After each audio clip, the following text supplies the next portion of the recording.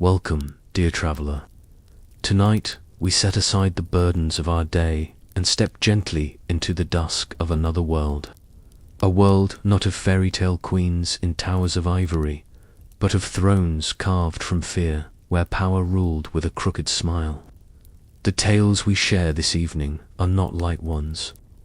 They speak of women who reigned with fire in their eyes and vengeance in their hearts.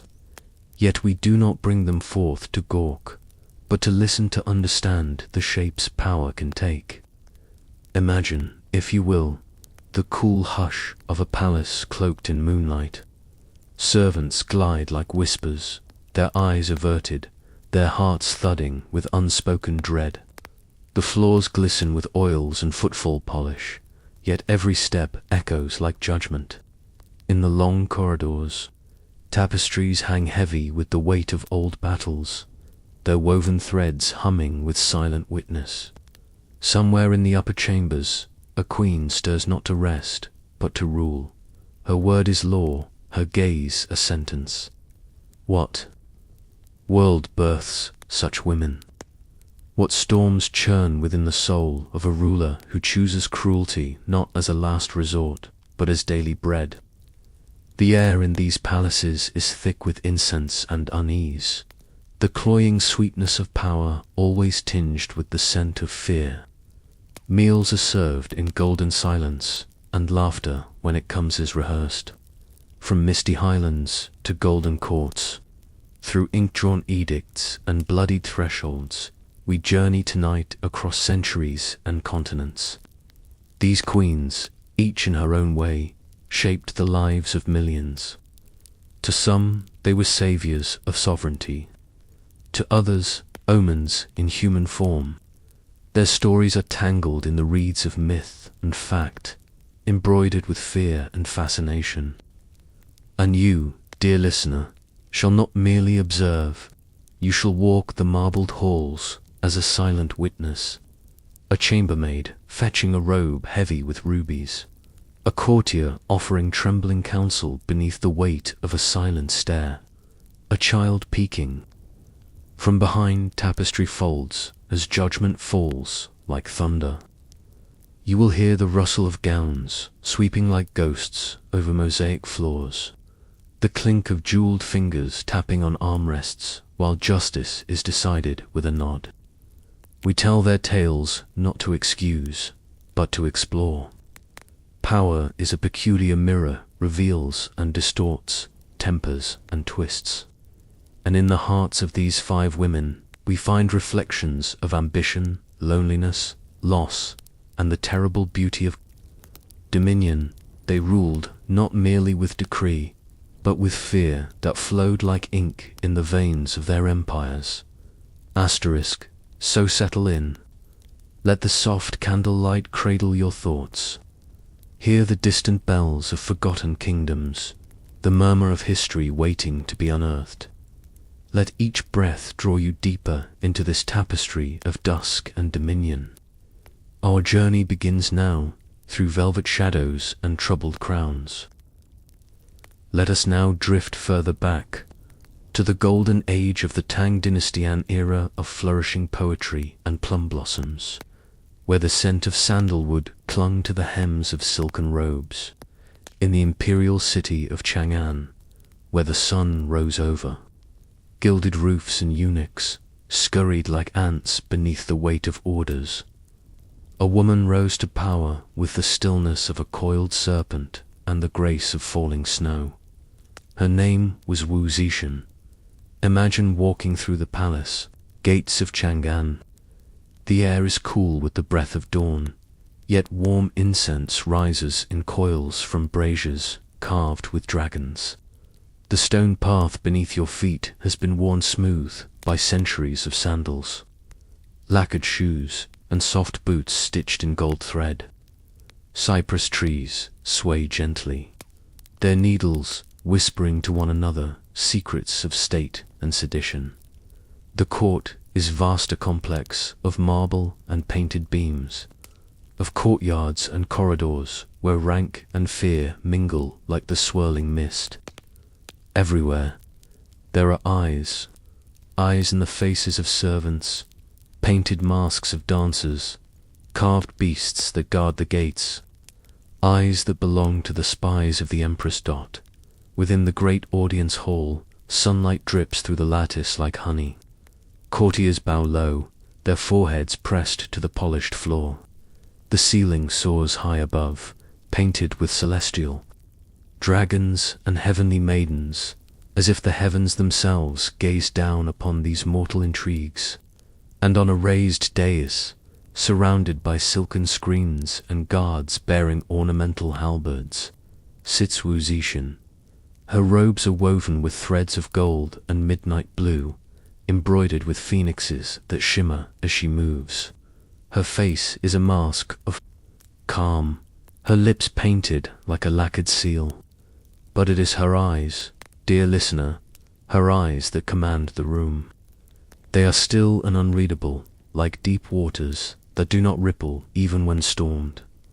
Chang's single quotes in under Wu's Sen is a place of beauty and menace. The streets outside the palace walls bustle with poets, monks, merchants, and officials. Temples ring with chants, tea-houses hum with gossip, and scrolls pass hand to hand. It is a golden age, yes, but behind its sheen is a court wrapped in caution, where favor can rise with the morning tide and drown by nightfall. To serve here is to walk a tightrope over blades. Yet beneath this edge, something glows. The empire is strong, cultured, efficient, and all of it all, the ritual, the terror. The glory bows to one woman seated on her silent throne. Here begins her tale. Before she was empress, before she even held the gaze of history, Wu Zhao was a girl in Luoyang, born into a family of scholars and merchants. Her father, a timber official, ensured she was educated in the classics, a rare gift for a daughter. She read Confucius and composed verse before she could properly sew, and in the quiet of her father's study, something stirred within her. An ember, she was brought to court at the tender age of 14, a concubine to Emperor Taizong. To most, the imperial harem was a gilded prisoner, place of painted smiles and languid waiting. But Wu Zhao observed. She learned the dance of power, the way a glance could unmake a minister, the way words were barbed even when wrapped in silk. She became a silent scholar of ambition, her beauty sharpened by intelligence and an uncanny calm. Taizong was cold, and she remained a shadow among more favored companions. Yet, when the emperor died, a curious thing happened. Most concubines would retire to a Buddhist nunnery, fading from courtly life. But Wu Zhao did not fade. She would not retreat. She returned not to the cloister, but to the court of the new Emperor Taizong's son, Gozong. There, within that glittering world of jade halls and trembling servants, she did what none had dared before. She rose. Slowly, cunningly, she captured his heart and reshaped her destiny. It is whispered, dear listener, that to clear her path she accused the reigning empress of sorcery. Another tale more chilling still says she killed her own newborn daughter to frame the empress in cruelty. The truth lies buried in silence, but the outcome is known. Wu Zhao displaced the empress and took her place beside the dragon throne. She had ascended the first of many steps. Her path, from this moment onward, would be paved in pearls, blood, and fire. Zhao, now empress consort, did not pause to bask in titles. She was a master of patience, but she did not believe in stagnation. Each step she took from concubine to consort had been deliberate. Her path forward would be no less so. Gaozong, often unwell and politically indecisive, leaned heavily on Wu, where others saw a supportive wife. Wu saw opportunity, a chance to tighten her grip, to command behind the veil of marriage. She attended court sessions in his stead, issued proclamations in his name, and shaped policy with a silken but firm hand. It was said the empire began to bow more to her seal than to his voice. Ministers who resisted her influence found themselves dismissed or accused of treason.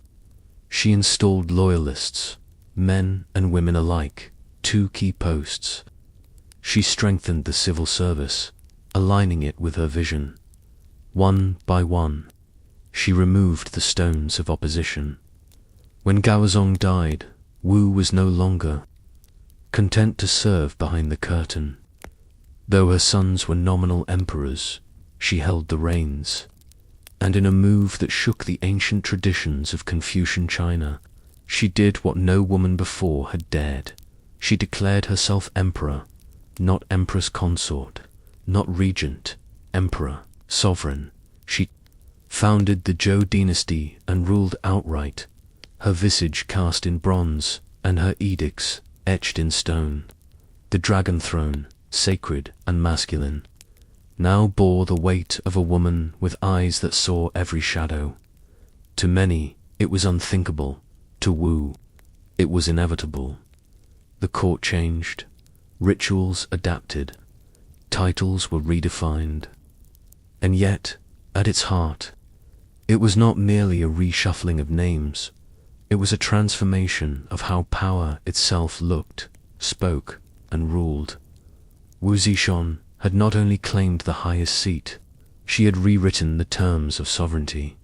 The storm she summoned would ripple through dynasties long after her death, when Wu Zishun crowned herself emperor in the year 690. The empire stood still in a ritual heavy with incense and centuries of resistance. She donned the imperial robes not as a consort or mother, but as the ruler in her own right.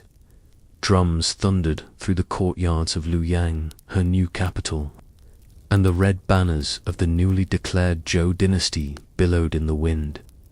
She had torn down the symbols of her predecessors and carved her name into the stone of history. The act was more than ceremonial. It was an upheaval of heaven's order, a rewriting of the cosmic balance as defined by Confucian doctrine. In a society where women were taught to serve, to obey, to be silent and still, Wu Zishun stood before her people and demanded their loyalty. Court scholars scrambled to rationalize her reign with ancient texts. Astrologers claimed that omens had foretold her rise. Some whispered that the stars burned brighter for her, that she had been chosen by the heavens. Others, behind closed doors, wept for the world they feared had turned upside down. Wu did not flinch. She adopted new titles, invoking both Buddhist and Taoist traditions. She referred to herself as the Holy and Divine Emperor, echoing celestial might. Her government issued new coinage, and her visage appeared everywhere in sculptures, scrolls, and great public monuments. Imagine the feeling, dear listener, of standing in that imperial audience. You are a court official, newly appointed, and trembling beneath the folds of your silk. You raise your head and see not a man, but a woman, cloaked in authority, her voice clear as bells, her presence undeniable. You feel the weight of generations pressing down on your shoulders, and yet, here she is, rewriting fate with every word she utters. Resistance remained. She answered it not with mercy, but with resolve. Dissenters vanished. Loyalists flourished. She reshaped the bureaucracy to reward competence over bloodline, and the empire, despite the fear, functioned with an eerie efficiency. Her crowning was not the end of her ascent. It was the dawn of something stranger, bolder, more terrifying to her enemies. A woman had claimed the dragon throne, and the world, no matter how it resisted, had turned to face her. Wu Zetian's mornings began in silence as the eastern sky grew pale and the lanterns still flickered in the corridors. Before the first bird sang, her maids would enter, their steps muffled, their heads bowed low. They bathed her in scented water infused with chrysanthemum and camellia petals, their fingers moving swiftly, silently. Robes of crimson and gold were layered upon her frame, and jade combs were drawn through her hair, each stroke a ritual of precision and reverence. Then came the court. By the time the bell tolled, officials had assembled in the Hall of Enlightened. Governance, their scrolls held tight, their faces unreadable. The Empress entered, not with fanfare, but with a stillness that chilled. She did not raise her voice. She did not need to. Her presence alone commanded obedience. She sat atop the throne of carved sandalwood and lacquer, her eyes drifting slowly over the gathered ministers, as if weighing their hearts on invisible scales. Her schedule was relentless. Morning petitions, legal disputes, imperial decrees. Wu read everything herself in her elegant hand, sometimes correcting the calligraphy of those who dared present a sloppy memorial.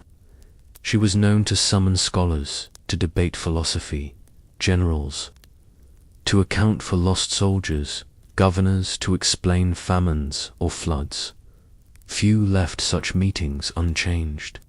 Fewer still left unshaken.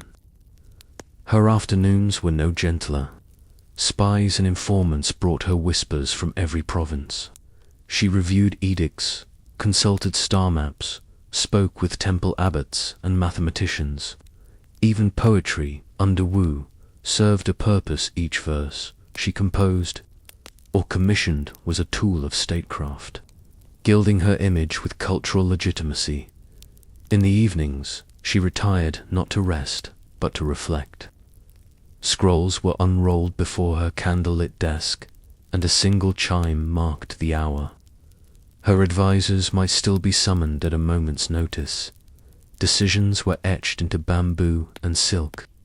Lives changed with the stroke of her brush. Imagine you are a servant, kneeling quietly at the edge of the room. You dare not meet her eyes, but you feel her gaze pass over you like winter wind. She does not speak to you, yet your every motion, every breath is measured. A misplaced gesture could be read as disrespect. You tremble, even as you admire her, this woman who governs empires as others read verses, who bends chaos to order by sheer force of will. To witness Wu Zixin at work was to see sovereignty in its most absolute form, and yet beneath the ritual, beneath the ruthlessness, was a mind endlessly turning, a woman who never stopped calculating. Every gesture, every silence, every small cruelty or kindness was wielded with intent to reign in an empire of silence. Wu Zexin cultivated fear with an artisan's precision. Her instruments were not merely blades or prisons, but whispers, scrolls, and vanished names. She created a secret police and elite network of informants and spies who answered only to her. They moved invisibly through the courts and provinces, collecting murmurs, recording disloyalty. Ministers learned to fear not only her judgment, but each other, unsure if the man bowing beside them might be recording their breath. Punishments were swift. Accusations, often vague, were enough. A whispered complaint, a half-meant poem, a hesitant gaze, these could lead to interrogation, exile, or a quiet execution by moonlight. Heads bowed in her court, not out of courtesy, but calculation. Her own family was not spared. When her sons challenged her authority, she removed them from succession, one by one. Brothers-in-law were executed. Rivals were crushed beneath the weight of elaborate treason trials. The Empress ruled through a veil of terror, a veil she lifted only to reveal sharpened steel. Yet to the outer provinces, she sent edicts of justice and harmony. Her government was paradoxical, brutally efficient, ruthlessly fair. Corruption was punished, merit was rewarded. The people feared her, but many also respected her, believing she had brought order where chaos once reigned. Imagine, again, dear listener, that you are a minor official. You rise before dawn, your hands ink-stained from copying tax records. A single mistake, a name misspelled, could be interpreted as subversion. You have heard tales of others who disappeared after errors, their names scratched out from registry and memory alike. Each day, you work beneath the ghost of her presence, the empress who may never see your face, but could end your life with the stroke of a brush. Fear was not an accident. It was Wu Zetian's design, a fortress built not of stone, but of silence. Yet Wu Zetian's reign was not shadow alone. It was also marked by brilliant, deliberate light. Under her hand, roads were repaired, granaries were restocked, canals were dredged and widened. The empire's arteries flowed more smoothly than ever before, linking distant provinces to the imperial heart, where local governors once skimmed from the treasury or ruled with inherited impunity. Wu replaced them with officials chosen by merit and examination. The civil service exams, once reserved for aristocratic sons, were opened more broadly, welcoming talent from lower classes, scholars who proved their worth through learning rather than birth. She had been shaped by hardship and disapproval, and so she sought order and legacy in stone and ink. She funded the construction of great Buddhist temples, including the magnificent Longmen grottos, where hundreds of statues were carved into limestone cliffs. Among them, a serene Vairocana Buddha's features said to be modeled on Wu's own face gazes eternally over the Yi River. It is a vision of divine rulership, power sanctified by wisdom. She favored Buddhism over Confucianism, finding in its texts and structures a spiritual justification for her authority. Buddhist monks wrote sutras declaring her a reincarnated bodhisattva, destined to bring balance and peace. It was both propaganda and genuine devotion, and Wu used it with great subtlety. Her court blended statecraft with faith, turning doctrine into decree. In art and poetry, too, her reign bloomed. She surrounded herself with scholars, patronized painters and musicians. Her own writings, poems of fate and rulership, survive in elegant strokes, revealing a mind not only disciplined, but deeply contemplative. Imagine, dear listener, the streets of Luoyang during her rule.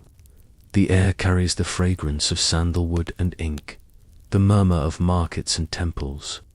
You pass under stone archways engraved with imperial proclamations, and you see the city not just as a capital, but as a canvas painted by a woman who wielded both pen and sword. Through fear, she preserved her throne. Through cultivation, she made it worthy of awe. To the court, Wu Zetian was a sovereign of paradox. But beyond the palace walls, her reign touched lives in quieter, more personal ways. For the farmers in the north, whose crops once rotted on account of poor roads, the smoother trade routes meant food on the table and coin in the hand. For scholars, from humble birth, who might never have dreamed of influence, the new merit exams offered an impossible promise that brilliance, not lineage, might carry one upward. And for women, though still bound in countless restrictions, there flickered a strange hope, an echo of possibility from the throne itself. And yet, not all praises were sung. In taverns and temples, whispers told of vanished nobles and ghostly processions of the condemned. Some wept quietly at shrines for fathers or brothers accused of disloyalty. In marketplaces, citizens lowered their voices when discussing the empress, wary of informants. The empire was orderly, Yes, but it was also afraid. Wu's public image was carefully crafted. Portraits depicted her as serene and majestic, almost divine.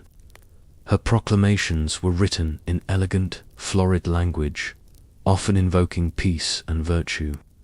But many knew that behind such calligraphy were hands that signed death warrants. She gave as much as she took. Imagine now that you are one of her people, a paper merchant in Loyang. You hear the bells of the temple each morning, their echoes, mixing with the cartwheels and hawkers' cries. You remember the famine 10 years ago, and how swiftly her officials responded. You also remember the neighbor who disappeared for mocking a minister. Your days are stable, prosperous even, but you never forget the cost of safety in a world where the ruler sees all. Wu Zetian ruled from a throne draped in silk, but it was the common people who walked the threads of her legacy. Some praised her in poetry, others cursed her in private, but none ignored her. Wu Zetian's legacy remains carved in contradiction into mountain stone, recorded in imperial chronicles, and whispered through centuries with equal parts awe and unease. 2. Her detractors, she was a tyrant cloaked in silk, a woman who ascended by bloodshed, who manipulated faith and law, who ruled by terror. Confucian historians, uncomfortable with her defiance of the patriarchal order, painted her with harsh strokes accusations of depravity, cruelty, ambition unchecked. They called her unnatural, a storm upon the righteous order, yet others remembered her differently. They spoke of the stability she brought to a fractured state, of the roads and reforms that outlived her, of the way she elevated scholars from obscurity, punished corruption, and governed not with whim but method. Even those who feared her could not deny her mind was sharp, her hand steady. The Longmen grottos still echo with her presence. The colossal Buddha, weathered but calm, watches over the landscape with the same quiet certainty she once held over the empire. Her poems survive in anthologies. Her policies laid groundwork for later dynastic strength. Imagine walking now through the remnants of her rule, a stele standing alone in a field, its inscription blank by her orderan eternal silence, daring history to speak her truth.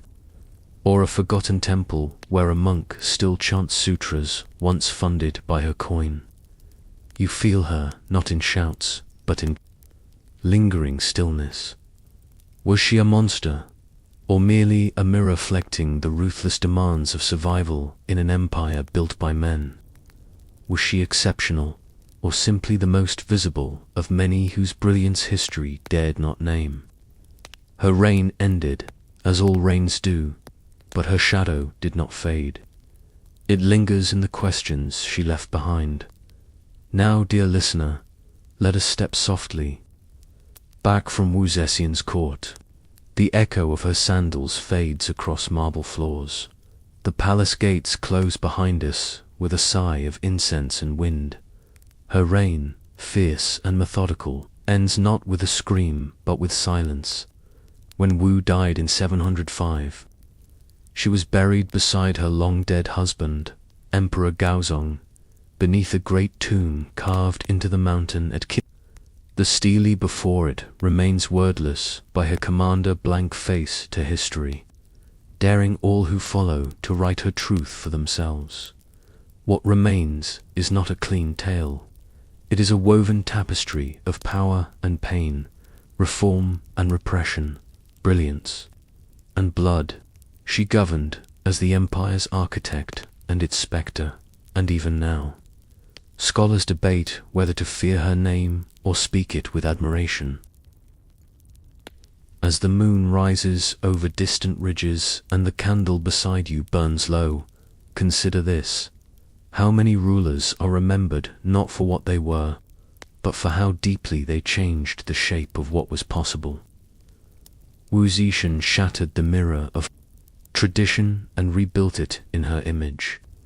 For better or worse, she left the world altered, and now her chapter closes.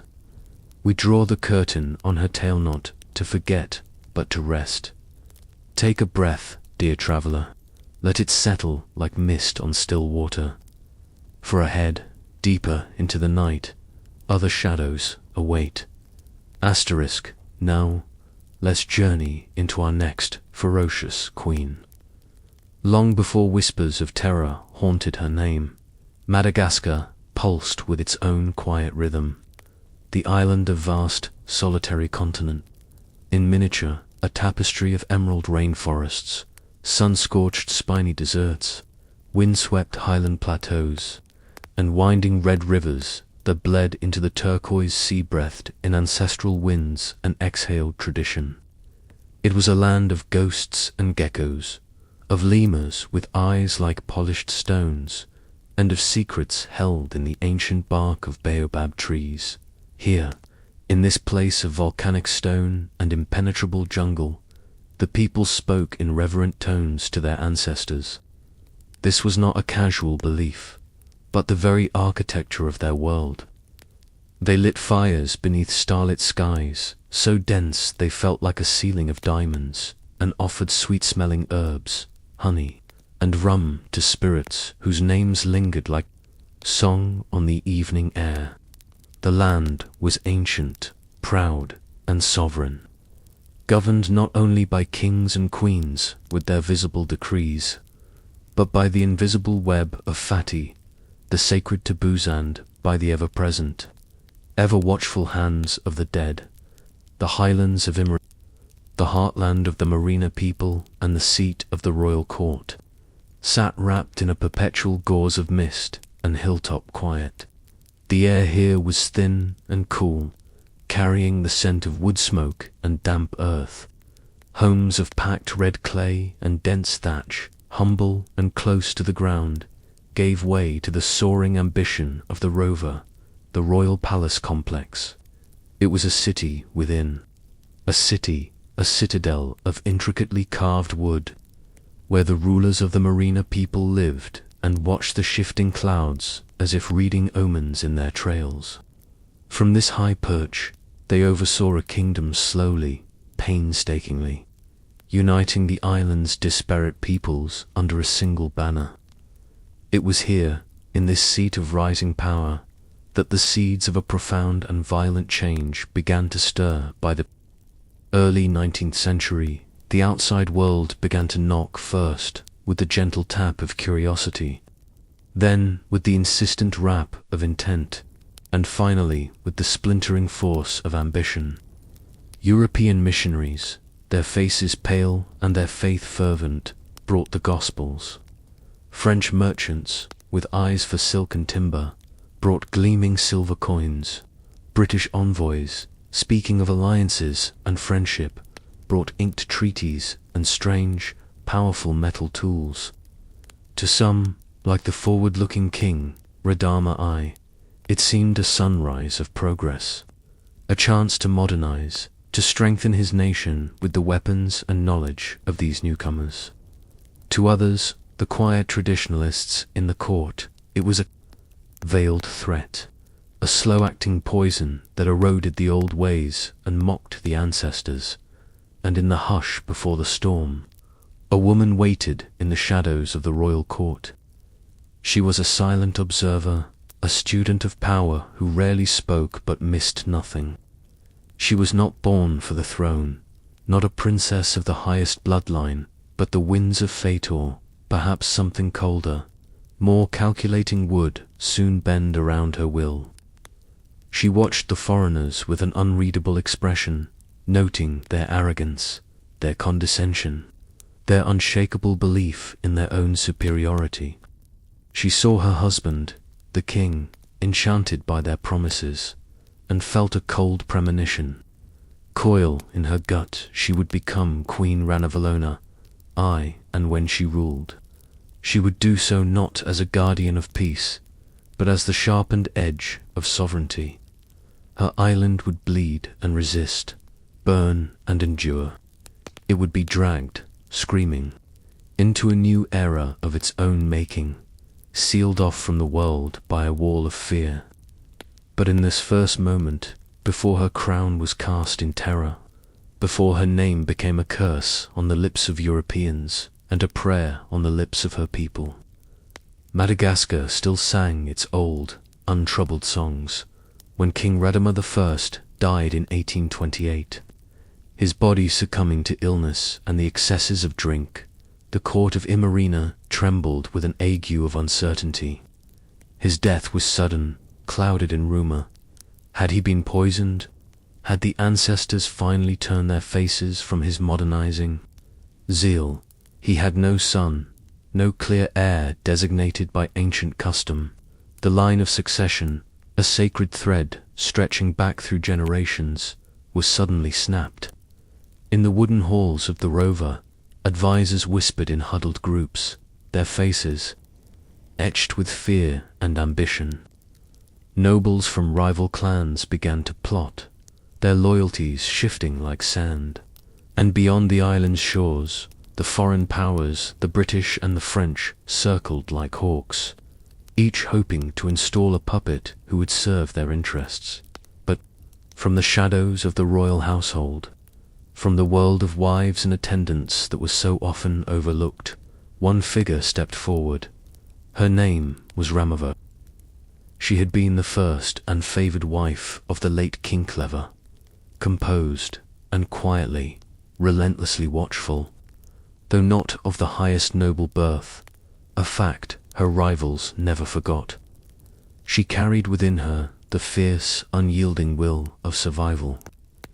In the years of her marriage, Ramavo had learned the subtle language of the court.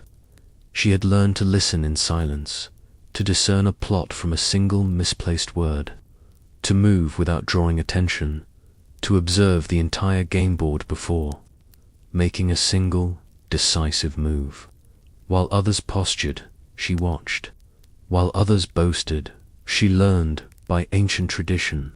Succession was supposed to pass to the next direct male relative in this case. The king's young, educated, and pro-European nephew, Rakatob. The boy was the logical choice, the one the missionaries and foreign envoys championed, but Ramavo defied it. With breathtaking speed and audacity, she moved. She summoned key generals from the military, men who were wary of the growing foreign influence and loyal to the idea of a strong, traditionalist monarchy. She secured the allegiance of powerful nobles and judges, reminding them of their sacred duty to the land, not to foreign interests. And most critically, she invoked the ultimate authority, the will of the ancestors. With calculated brilliance, she declared that Radama, in his final, lucid moments, had named her as his successor.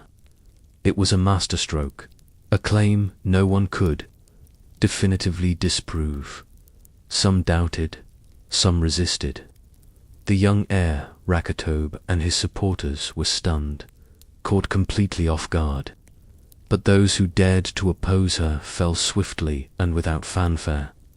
They were not just defeated, they were erased. Rakatob, his mother, and his closest allies were hunted down and executed by spear. Their deaths, a brutal and unambiguous message to any who would question the new order. There would be no civil war, no prolonged struggle for power. There would only be her will. Within weeks, the court was purged, the opposition silenced, and she was crowned queen. She took a new name, Ranavalona. It meant folded or reserved. A name layered with the suggestion of something hidden, something held in check, like a finely woven mat that could be unrolled to reveal either a treasure or a serpent. It spoke of her years in the shadows, of a personality kept deliberately under wraps, now revealed in its full, formidable power. And thus began her reign, not with celebration and feasting, but with a palpable wave of suspicion and a storm cloud of dread that settled over the highlands. The missionaries who once drank tea and discussed theology with Radama now found their invitations rescinded, their presence eyed with cold disdain. Foreign allies who had considered Imarina a promising partner grew cold, their letters going unanswered. Within her own court, those who once saw her as the quiet, harmless wife of the king began to realize their catastrophic mistake. She was no longer the king's favorite. She was sovereign, and her rule would be unlike anything the island had known before, or would ever know again. To rule in Madagascar was not merely to issue commands from a wooden throne, it was to walk in the constant, tangible presence of the ancestors, to hold power as a sacred trust, a divine energy known as Hasina, which had to be nurtured and demonstrated through ritual and belief. Ranavalona understood this in her very bones. Each day under her reign began with such rituals, before the first pale light of dawn crept through the highland mist to touch the spires of the rover. Her attendants would move silently through the palace grounds.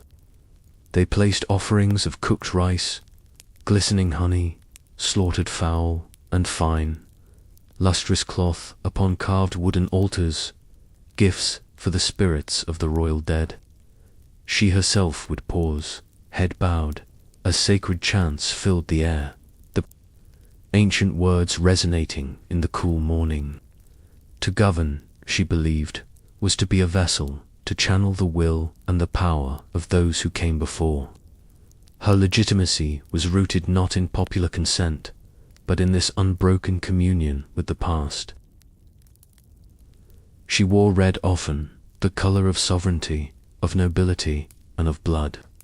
Her throne was not just a seat of command, but a shrine, often draped in silks and surrounded by the royal talismans, the sampi, which were believed to hold protective power for the kingdom. Royal diviners, the empanondro, stood constantly nearby, their faces masks of concentration as they consulted the patterns of scattered seeds, the fall of bones, the lines on shells, and the mysterious configurations of the stars. No major policy was enacted, no war declared, no treaty signed without their spiritual consent. Dreams, especially the queen's, were interpreted as direct messages from the spirit world. Eclipses were read like letters from heaven, their shadows carrying portents of doom or favor. Even justice was a divine spectacle. Trials did not happen in closed, sterile rooms. They took place in open courtyards, under the wide, unforgiving sky, often before entire villages assembled as witnesses. The proceedings were as much a religious ceremony as a legal one.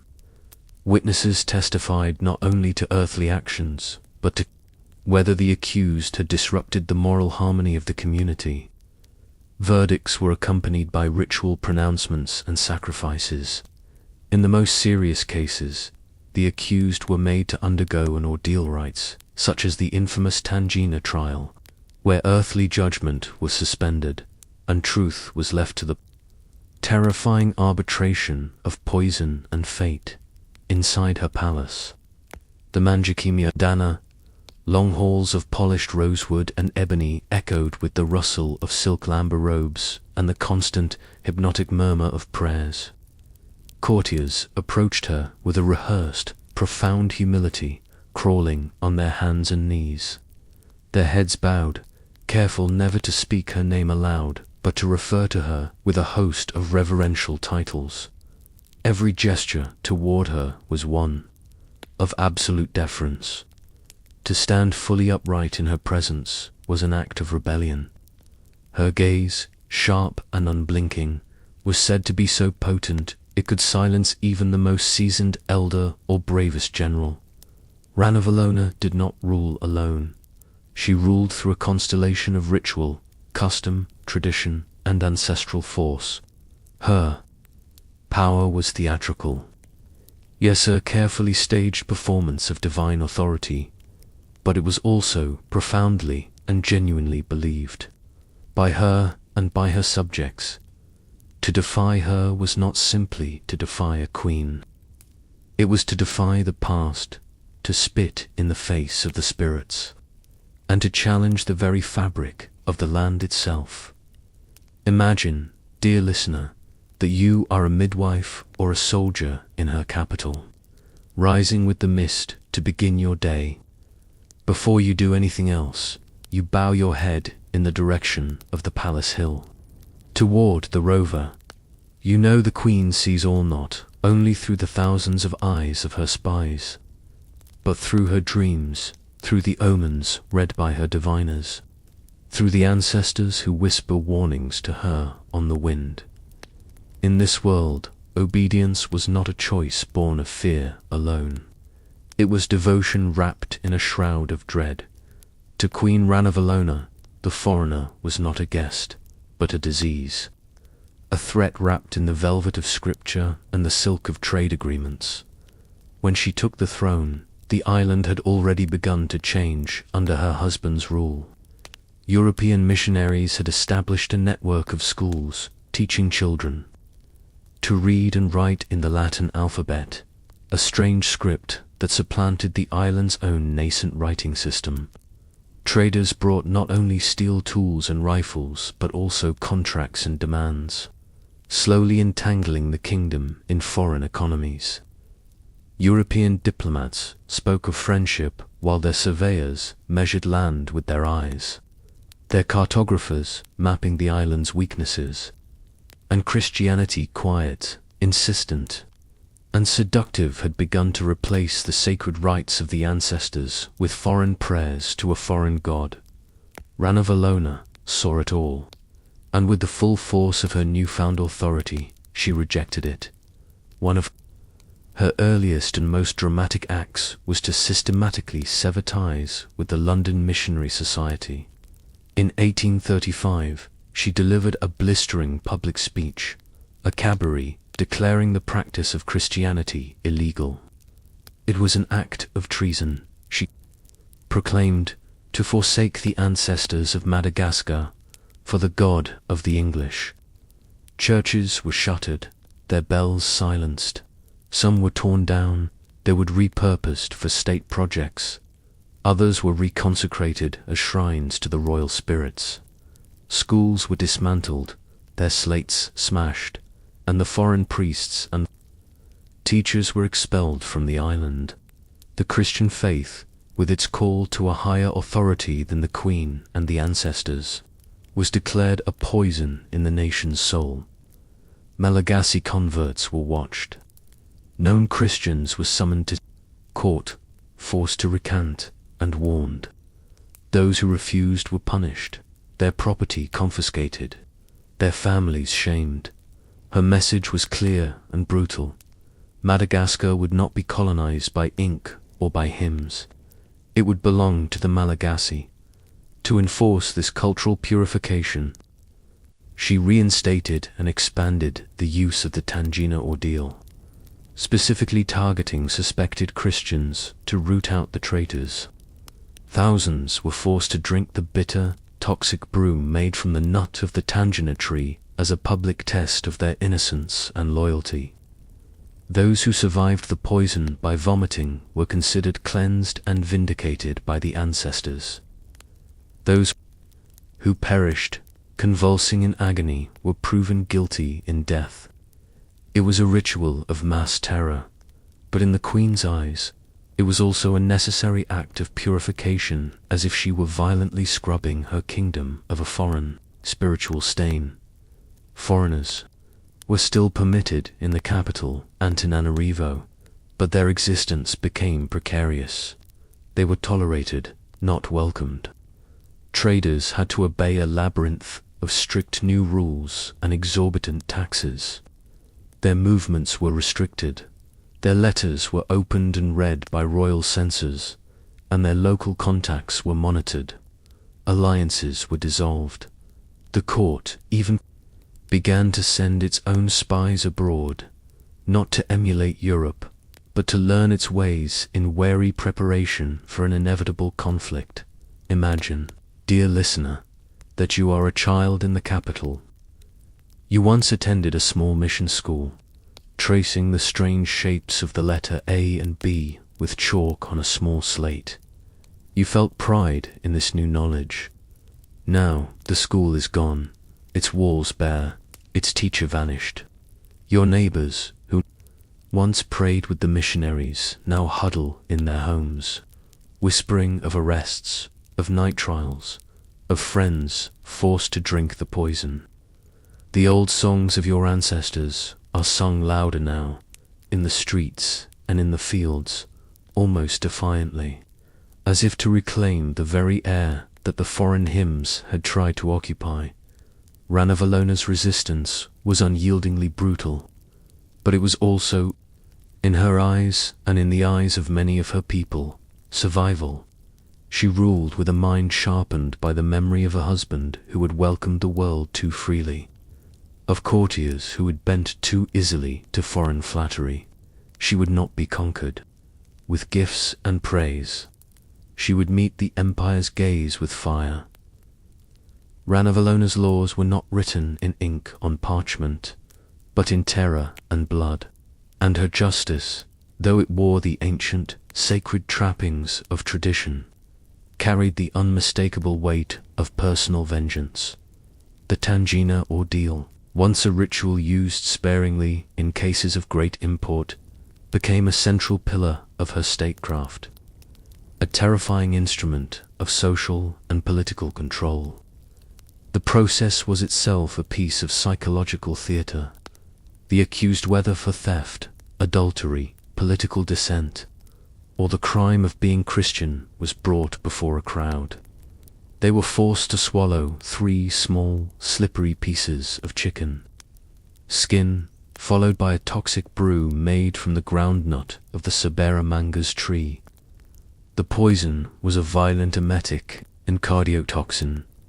If the accused's stomach convulsed in just the right way, vomiting up all 3 pieces of skin, they were declared innocent by the spirits. If they failed to vomit, or vomited but retained even 1 piece of skin, or simply died from the poison, their guilt was absolute. Tens of thousands, perhaps as many as 100,000 people over her 33-year reign, faced this ritual. The innocent perished alongside the guilty, Christians alongside criminals, political rivals alongside petty thieves. The forests and hillsides of Imerina grew quiet with grief, dotted with the unmarked graves of the condemned. It was said that very earth remembered the faltering footsteps of those walking to their doom. But justice did not end with poison. Ranavalona vastly expanded the system of fanampona, or unpaid forced labor for the state. Men, women, and even children were conscripted by the thousands to build her monumental projects, new palaces, grand stone tombs for the royalty, and a network of roads and fortresses designed to defend the highlands. The work was grueling, the conditions horrific. Whips cracked like thunder over the quarries and construction sites. Laborers who collapsed from exhaustion or malnutrition were often simply buried where they fell, their bodies becoming part of the foundation of the structures they were building. She used this system to industrialize her nation on her own terms, creating a self-sufficient arms industry that produced muskets and cannons, all built with the sweat and blood of her people. For those accused of the highest crimes, treason or conspiracy, the punishments were designed for maximum public impact. They might be flung from the high cliffs of the capital, their bodies dashed on the rocks below as a warning to all who watched. Some were dismembered, others sealed alive, in tombs, or slowly, ceremonially executed to affirm that justice had been fulfilled in both the earthly and ancestral realms. Imagine, dear listener, that you are a village elder who has been summoned to the Queen's court. Your son, in a moment of frustration, spoke rashly against the forced labor quotas.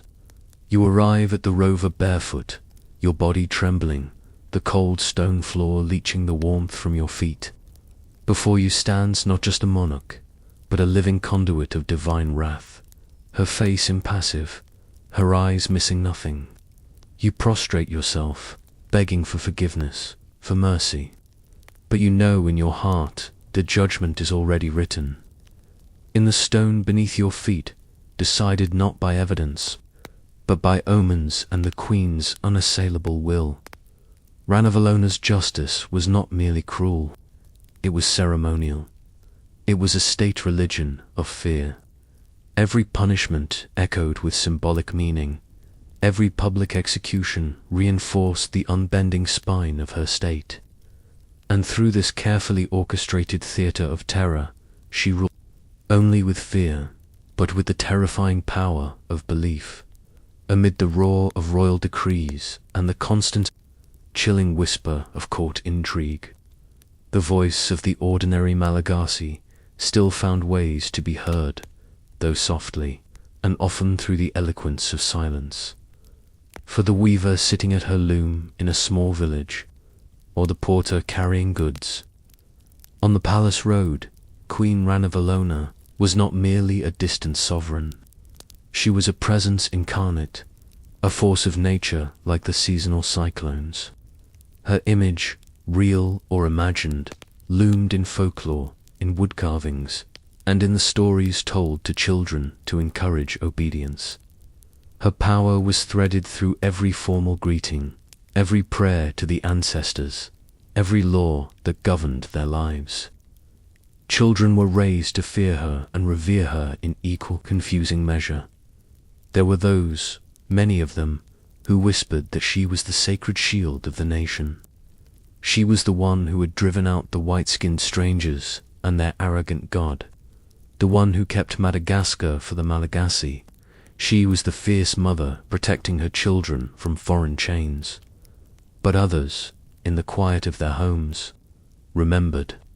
They remembered the poison trials that had taken a brother, the crack of the foreman's whip, the loved ones who vanished into the grey mist of conscription or the darkness of a false accusation.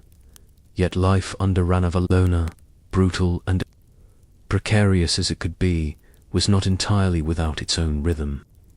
Markets still bustled with the smells of sweet rice cakes, roasting meat, and fragrant spices.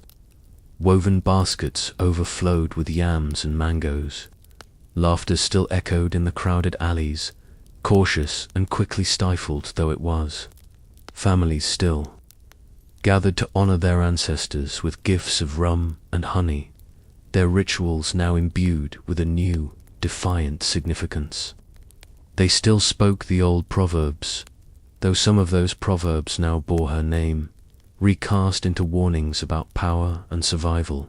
Imagine, dear listener, that you are a child walking barefoot behind your mother, carrying a small bowl of fruit to the market. You pass a detachment of the Queen's soldiers, standing as silent and imposing as stone statues. You keep your eyes on the ground. You do not speak unless spoken to. The air itself feels heavy with watchfulness. But later, in the candlelit quiet of your home, you hear your grandmother sing an old lullaby, one that tells of a queen made of fire and smoke, both feared and needed, both cruel and enduring, a protector who devoured her own. Ranavalona ruled a land where memory and fear became inextricably intertwined, where even grief learned to bow its head in submission. Ranavalona's Madagascar was not only ruled it was a kingdom where whispers carried farther than shouts, where silence could be more dangerous than speech, where the wrong glance could be interpreted as a conspiracy. She maintained an expansive and terrifyingly effective network of informants. From the polished stone steps of her palace to the most remote rice paddy villages in distant provinces, her ears were everywhere. Courtiers were encouraged to monitor one another, their promotions and favors dependent on the valuable information they could provide. Spies posed as traders in the markets, as monks in quiet communes, or even as fellow laborers on the Phnom Penh projects. Messages traveled back to the capital in secret, scrawled in charcoal on scraps of leaf and folded inside prayer scrolls. And the Queen, it was said, read them all. Her memory for names and transgressions flawless. This pervasive surveillance was not only about maintaining control. It was a weapon of paranoia, a tool for sharpening ambient fear into active, unwavering obedience. Loyalty ceased to be a private virtue and became a constant public performance. Averted gazes, a moment of hesitation and praise, a silence that lasted a second too long, these were enormous risks. Even the most devoted and loyal of her subjects trembled, never quite sure how close they stood to the cliff's edge of ruin. Punishments for perceived disloyalty came without warning. A quiet knock at the door in the middle of the night, a name, suddenly and inexplicably removed from a public record, as if the person had never existed. Public interrogations that began with a simple question and ended in a disappearance. It was said that even a burst of laughter could be reported if it rang out at the wrong hour or in the wrong place. Imagine, dear listener, that you were a servant tending the immaculate gardens outside her palace. You overhear a nobleman, whom you know to be a loyal commander, mutter a brief complaint under his breath about the quality of new gunpowder. Do you report him to gain favor, or do you stay silent, risking punishment yourself if someone else overheard? The choice is a blade against your throat. You clip the red hibiscus carefully, your hands steady, wondering if the gentle highland wind will carry words that were meant for no one, but have the power to destroy a man.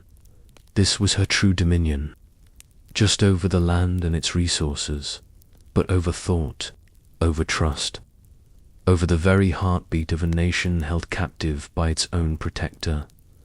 Rana Vallona's legacy is a thread, knotted with impossible contradictions, woven from national pride and personal grief, from heroic defiance and monstrous destruction. To some, especially in the later context of French colonization, she is remembered as the last great sovereign who successfully defied European conquest. She preserved her kingdom's independence for over 3 decades in a century where empires swallowed whole continents with casual ease, while kings and queens across Africa and Asia were falling to inked treaties and overwhelming gunpowder. Rana Vallona kept Madagascar sovereign, its borders intact, its core culture unbroken by colonial administration. She is seen as a nationalist icon, a symbol of unbending resistance. To others, she is an unparalleled symbol of tyranny. Her reign is measured not in its 33 years, but in the staggering number of lives lost through the Tanjin ordeal, through the death marches of forced labor, and through the brutal, summary punishments. Entire communities were decimated. A promising generation of educated Malagasy was wiped out. Faiths were stamped out, families fractured. The land itself, stripped of its forests for her projects and soaked with the blood of her people, seemed wearied by her rule. Historians still struggle with her memory, unable to place her neatly in any category. Was she a brutal nationalist, a pragmatist whose cruelty was a necessary response to the existential threat of colonialism? Or was she a monarch consumed by a deep-seated paranoia, ruling with absolute cruelty simply because she could? Perhaps she was both. Perhaps, in the crucible of her time and place, she had to be. Imagine, dear listener, a young Malagasy student decades after her death. Long after the French have finally conquered the island she fought so hard to keep free. The student reads her name in a fading history book. They pause, unsure whether to honor her as the mother of their nation's independence, or to mourn her as its greatest tormentor. The truth lies somewhere in the soil she ruled, rich, red, and soaked in both the tears of her victims and the fierce pride of resilience. Ranavalona, I did not merely leave her mark on Madagascar. She carved her reign into the very heart of the island with the sharp edge of a blade. Ranavalona died in her sleep in 1861, an old woman of nearly 80, and with her passing came a fragile, collective breath of relief. There was no rebellion, no coup, no grand, earth-shaking funeral that shook the heavens. Just a slow, quiet exhale, first from the trembling courtiers in the Rover, then from the towns, and finally rippling out across the countryside. Her son and successor, Radama II, a man who had lived his entire life under her formidable shadow, immediately began reversing many of her most severe policies. He invited back the European missionaries, abolished the Tangina ordeal, released political prisoners, and reopened the kingdom to foreign trade and presence. It was as though a window, shuttered and sealed for 33 years, had finally creaked open, letting in a sliver of new light and air. And yet she did not vanish from memory. Her name lingered, a potent incantation. It was told in hushed stories beside hearth fires, carved into the wooden posts of homes as a protective symbol, passed in cautious, respectful tones from elder to child. Some called her mad, others called her the mother of independence.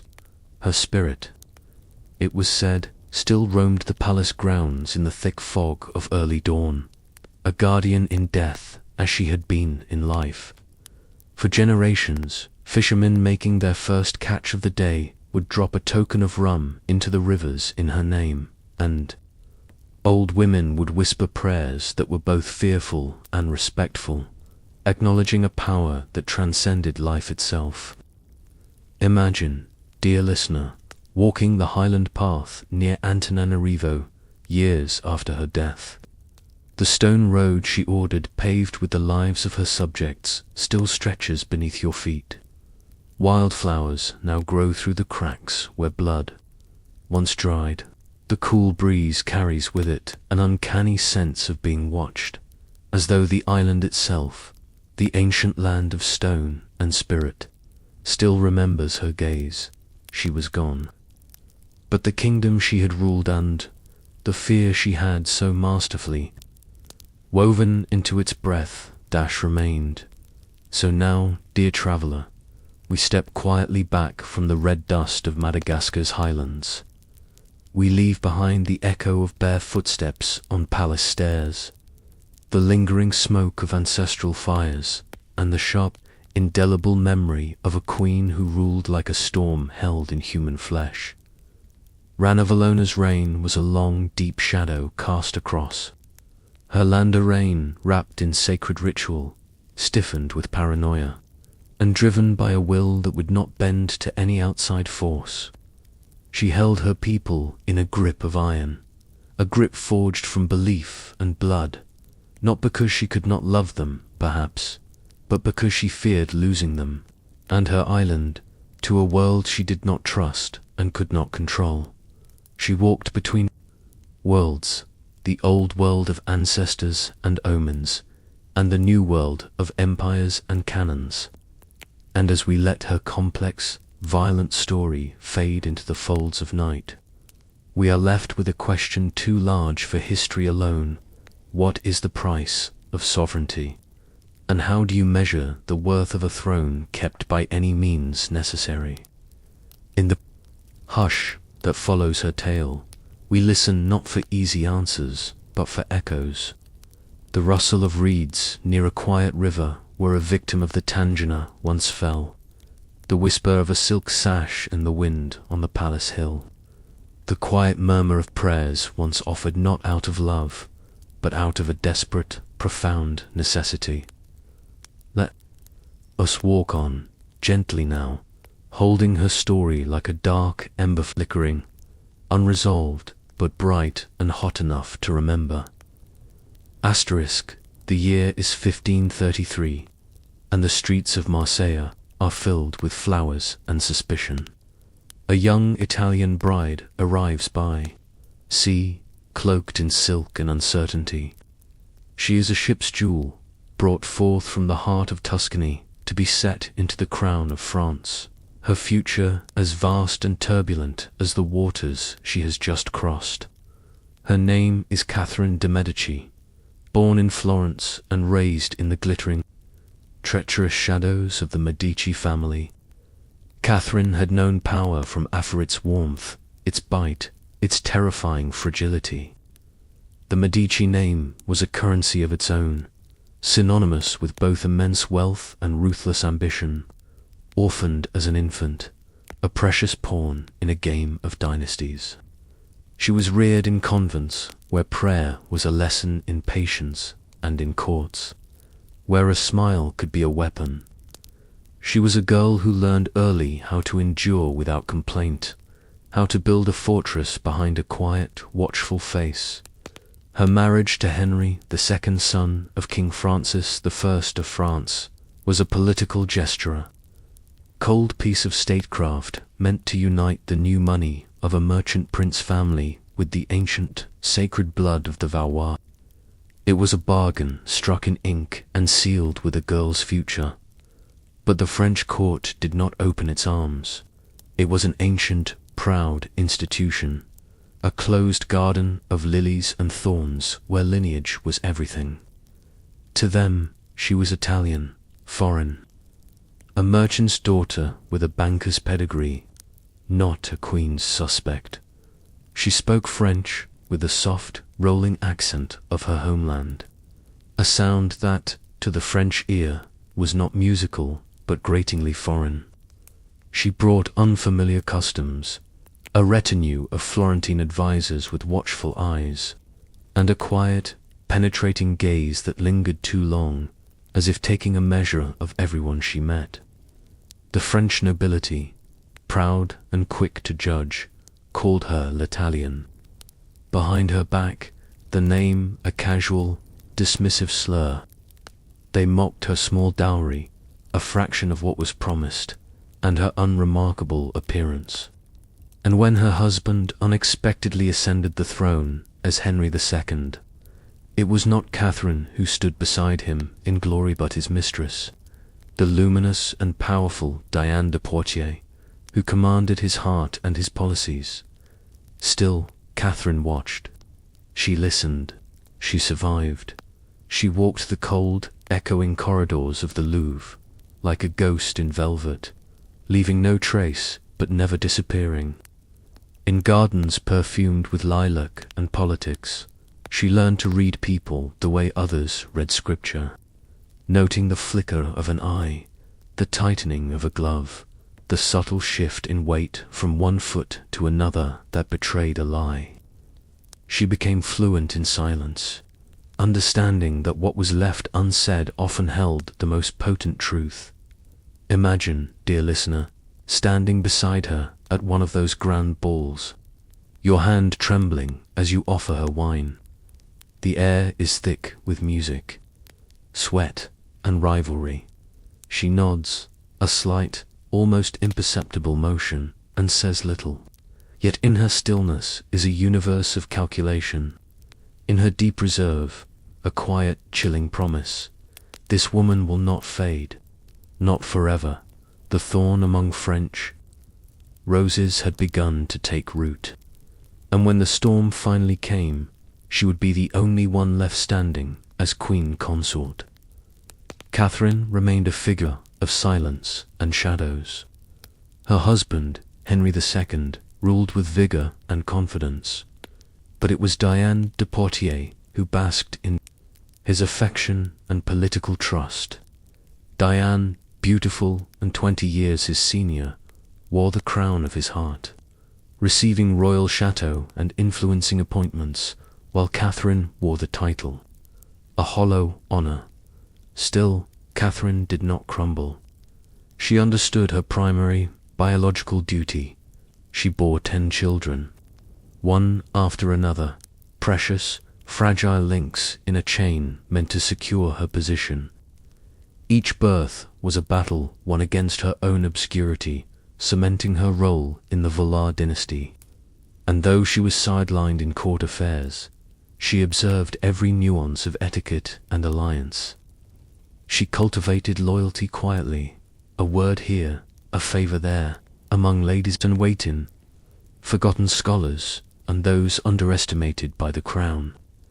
She was building an army no one could see, an alliance of the overlooked. She also turned to learning, inviting astrologers, philosophers, and apothecaries to her inner circle. Her hunger for knowledge was insatiable. She sought to understand the hidden architecture of the world, the movement of the stars, the properties of herbs, the humors of the human body. This intellectual curiosity, this preference for the company of thinkers and mystics over gossiping nobles, would later paint her reputation with mystery and with whispers of the occult. Her chambers, lined with cabinets of rare manuscripts, celestial maps, and curious perfumes, became a sanctuary of control. It was her laboratory of power. She understood that if she could not influence policy directly, she could influence perception, atmosphere, and the subtle, creeping currents of fear. Imagine, dear listener, being a young maid in her service. You notice how she notices everything. The angle of a courtier's bow, the shift in a noble's tone during a seemingly casual conversation, the way a courtier's wife avoids the gaze of another. She smiles rarely, but when she does, it is a deliberate act, always when someone least expects it and most needs to fear it. Years passed. Power danced around her, always just out of reach, a shimmering prize in another woman's hands. But she waited. She had learned the art of patience in a convent and perfected it in a hostile court. She always waited, and when her husband died in a freak, jousting accident, his eye pierced by the splintered lance of his own captain of the guard, the court reeled in a storm of shock and disbelief, and Catherine stepped forward, her long, patient silence blooming at last into terrible, magnificent power. When Henry II's funeral bell tolled across France, Catherine did not weep in public. Grief, like power, was something to be managed, to be wielded. Her eldest son, Francis II, was just 15, fragile, uncertain, and already wrapped in the coils of another ambitious family, his young wife's. The powerful Guy's brothers moved, swiftly, ruthlessly, to dominate the court and the boy king. But Catherine, newly widowed and long underestimated, stepped from the edge of the stage and claimed her place at its absolute center.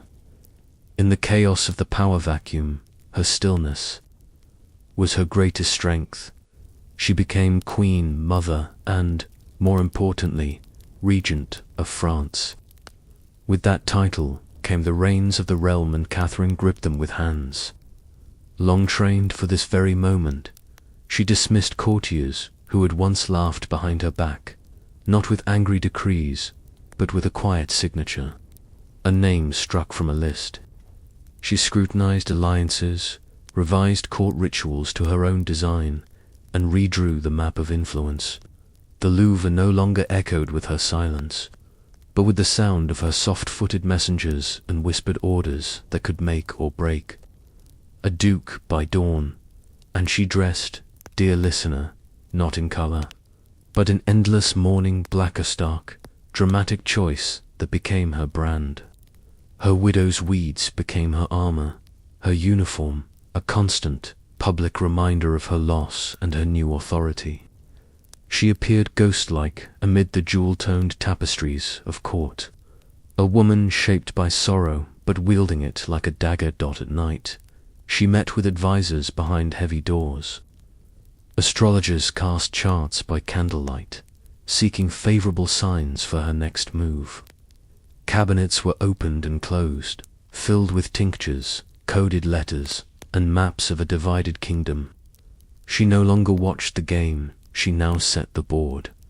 Imagine being a page, holding a lantern outside her chamber late at night. You hear no voices, only the scratch of her pen across parchment and the slow, deliberate tread of her pacing feet on the stone floor. You do not envy her power, but you fear what she may become with it. Catherine's widowhood was not retreat, it was revelation. And the woman France had overlooked now looked back with eyes wide open as Queen Mother. Catherine transformed the French court into an extension of her mind, layered and dangerous. She surrounded herself with a mosaic of advisors, spies, and scholars. She relied heavily on astrology, believing the stars whispered truths beneath their shimmer, offering a divine map to navigate earthly chaos. Her court became a place where science and superstition walked hand in hand, where poisons were studied alongside perfumes, and an apothecary's knowledge was as valuable as a general's.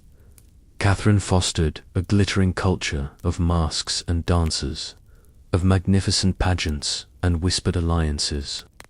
She knew the value of spectacle. It could distract, intimidate, and enchant. These were not mere parties, they were political theatre. Every feast, every marriage, every embroidered gown bore her intent. Young nobles were maneuvered like pieces. On a velvet board, her daughters were wed into rival houses to create fragile alliances. Her sons, fragile and off-till, remained cloaked under her formidable shadow, their authority inseparable from hers. She also maintained a labyrinth of informants. Letters were intercepted, conversations overheard, loyalties tested and retested, creating an atmosphere of quiet paranoia where no one felt truly safe but her. She moved between the warring factions, Catholic and Huguenot, not with a convert's conviction, but with a survivor's pragmatism. The court's magnificence masked its rot, and Catherine, serene and black-clad, smiled through it all. Imagine, dear listener, a banquet beneath golden chandeliers. The air is thick with rose oil, roasted meat, and anticipation. As you bow to the Queen Mother, you see the forced smiles on the faces of rival lords seated at her table. You wonder, was the wine sweetened with honey, ... or something else? Her glance is brief, but it is chillingly complete, as if she has read every secret in your heart. This was her court, not a court of open war, but of veiled threats, quiet manipulations, and irreversible decisions made beneath tapestries and moonlight. In this theatre of power, Catherine played every role to perfection. France in the mid-16th century was not at peace. Beneath its gilded pageantry lay a nation fractured, torn between Catholics and Protestants, between the iron grip of tradition and the fire of reform, between memory and movement. It was a wound that refused to heal. As religious violence simmered and boiled over into burned churches and desecrated tombs, Catherine walked the knife's edge. She sought balance, not out of benevolence, but out of stark necessity. Her sons were weak, her court divided, the crown itself unstable. Each side demanded absolute loyalty. Each held daggers behind their backs. She negotiated tirelessly, arranged marriages between enemies, brokered truces that held for a season, a month, a week, proposed edicts of toleration only to watch them unravel in blood and reprisal. Her alliances were temporary, often contradictory, shifting like sand. She whispered in both ears, Catholic and Huguenot, promising and placating, trying to hold the crown above the rising tide of holy war. She was called a chameleon, a sorceress, a schemer, a woman without faith. Perhaps she was all of these and more. Her primary faith was in the survival of the Valois monarchy, an institution she saw as synonymous with France itself. Her instinct was survival. Her weapon was ambiguity. Imagine, dear listener, being a priest summoned to court. One week, you are greeted with solemn prayer and ritual.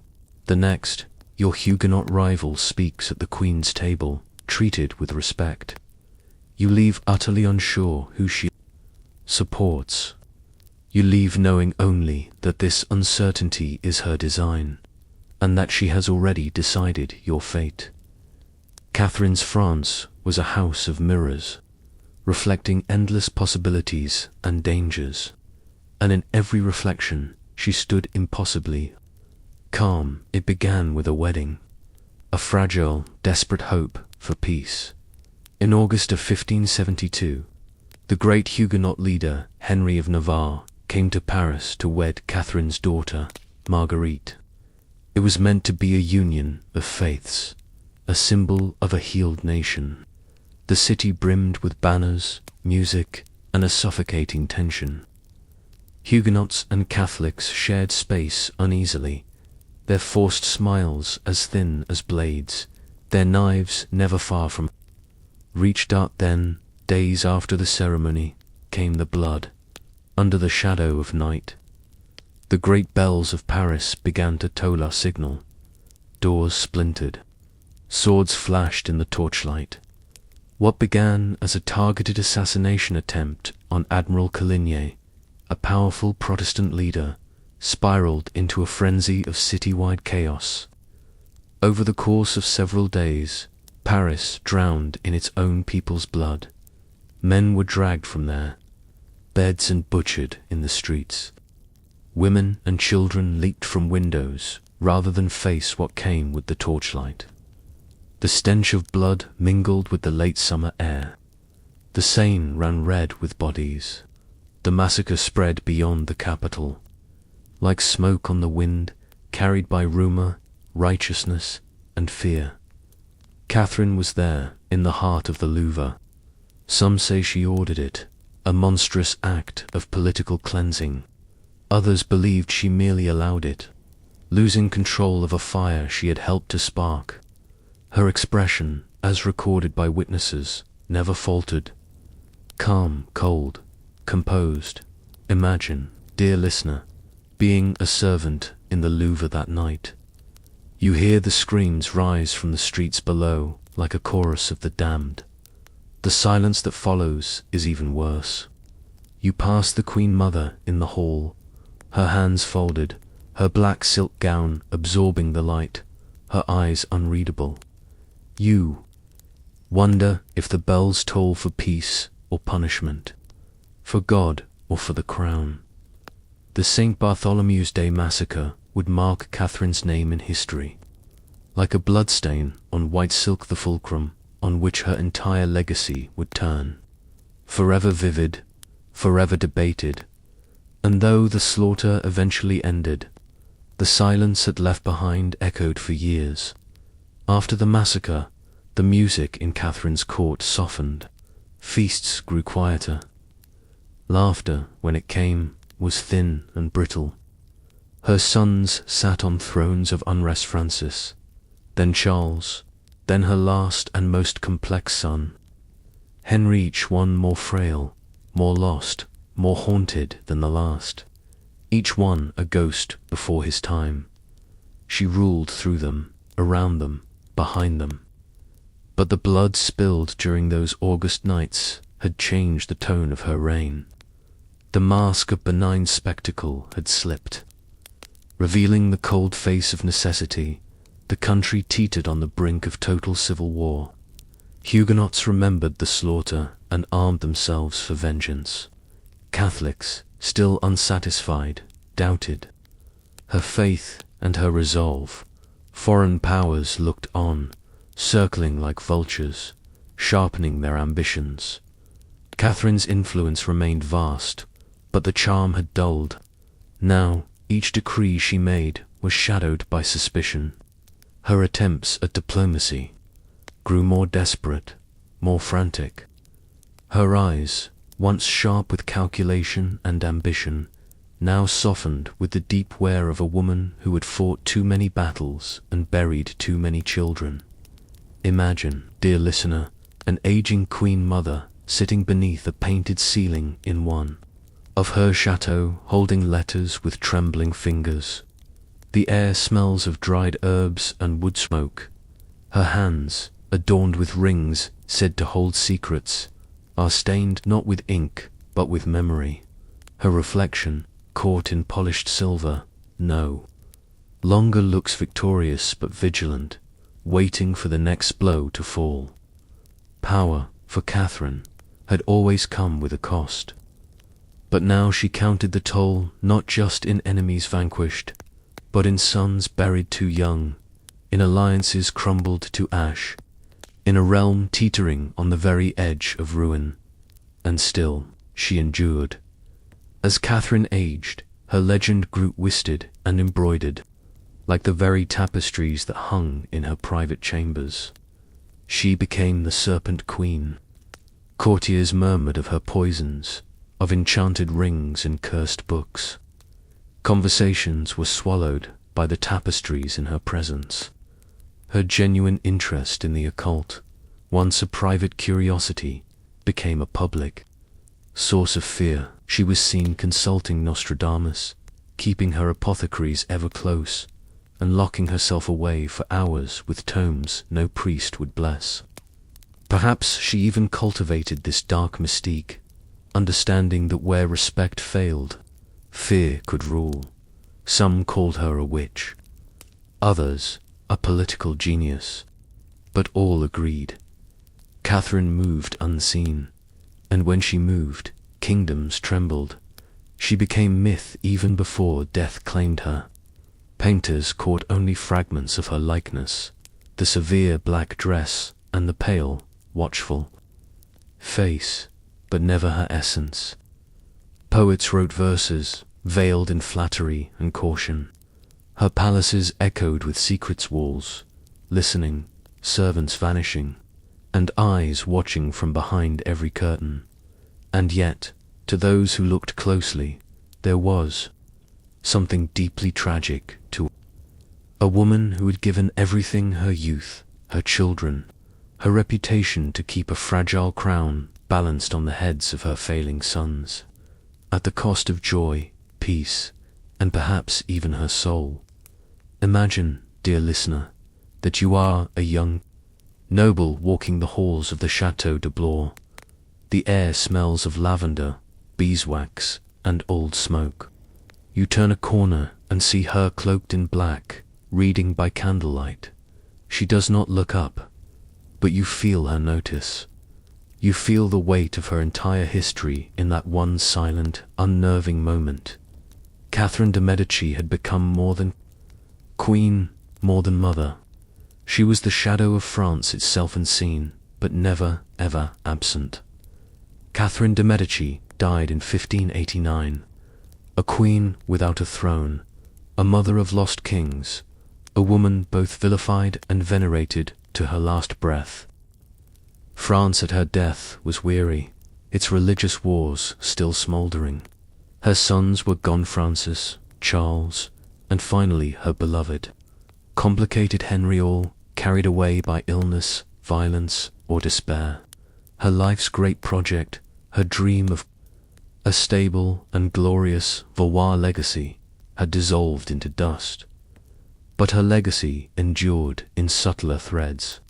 She had shaped a court that dazzled Europe, fostered arts and architecture, and carved paths for women to wield influence behind silken veils. In fighting for a dynasty that died with her, she had, perhaps, held France together just long enough for it to survive itself. Her letters, treaties, and quiet commands bore more consequence than many royal decrees, shouted from a throne, and yet history rarely allows such balance. It prefers its villains and its saints clear cut to some. She was the Dark Queen, the Italian sorceress who bathed France in blood. To others, she was a lone, pragmatic mother trying to steer a splintering nation through an inferno. Her reputation has flickered over time, burning brightly in accusation, then softening in the cooler light of understanding. Imagine, dear listener, walking through the ruins of a French chateau, dust hanging like breath in the still air. You pass a faded portrait on a damp stone wall. Her eyes, dark and intelligent, still hold you. Her smile is unreadable. She left no triumphant statue, no golden tomb crowned with laurels. But her story clings to the stones and memory of France, alike perfumed, poisonous, and profoundly enduring. And now, dear listener, the candle burns low on Catherine's tale. The halls she once paced with such purpose are quiet. Her silks have faded, her potent perfumes long dissipated into dust. But the questions she raised about ambition, motherhood, faith, and the terrible, necessary costs of survival linger, still in every darkened corner of her story. She ruled not as a warrior with a sword, but as a weaver of influence, threading her will through the tapestry of France with unrelenting precision. Hers was a legacy not of love, but of necessity, not of peace, but of preservation at any price. She was both the creator and the chief, survivor of her own labyrinth. As we draw the curtain on her reign, imagine the hush that follows a final note of music, the sigh of velvet drapes falling, the scent of lavender and old secrets trailing behind an unseen presence. She leaves us, not with triumph or tears, but with a quiet, challenging gaze that asks, what would you have done in her place? Let us step gently away, carrying with us the memory of a woman who danced with shadows and never, ever missed a step. Asterisk, the bells of Greenwich Palace once rang for joy at her birth. In 1516, Mary Tudor entered the world as the long-awaited heir of King Henry VIII and Catherine of Aragon, a child of splendour, born into velvet halls and gilded prayers, a tiny princess cradled in cloths of gold.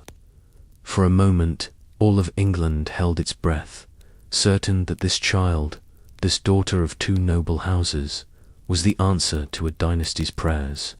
Her father, the formidable Henry, was said to have wept with pride. Her mother, the pious and learned Catherine, saw in her a reflection of God's grace.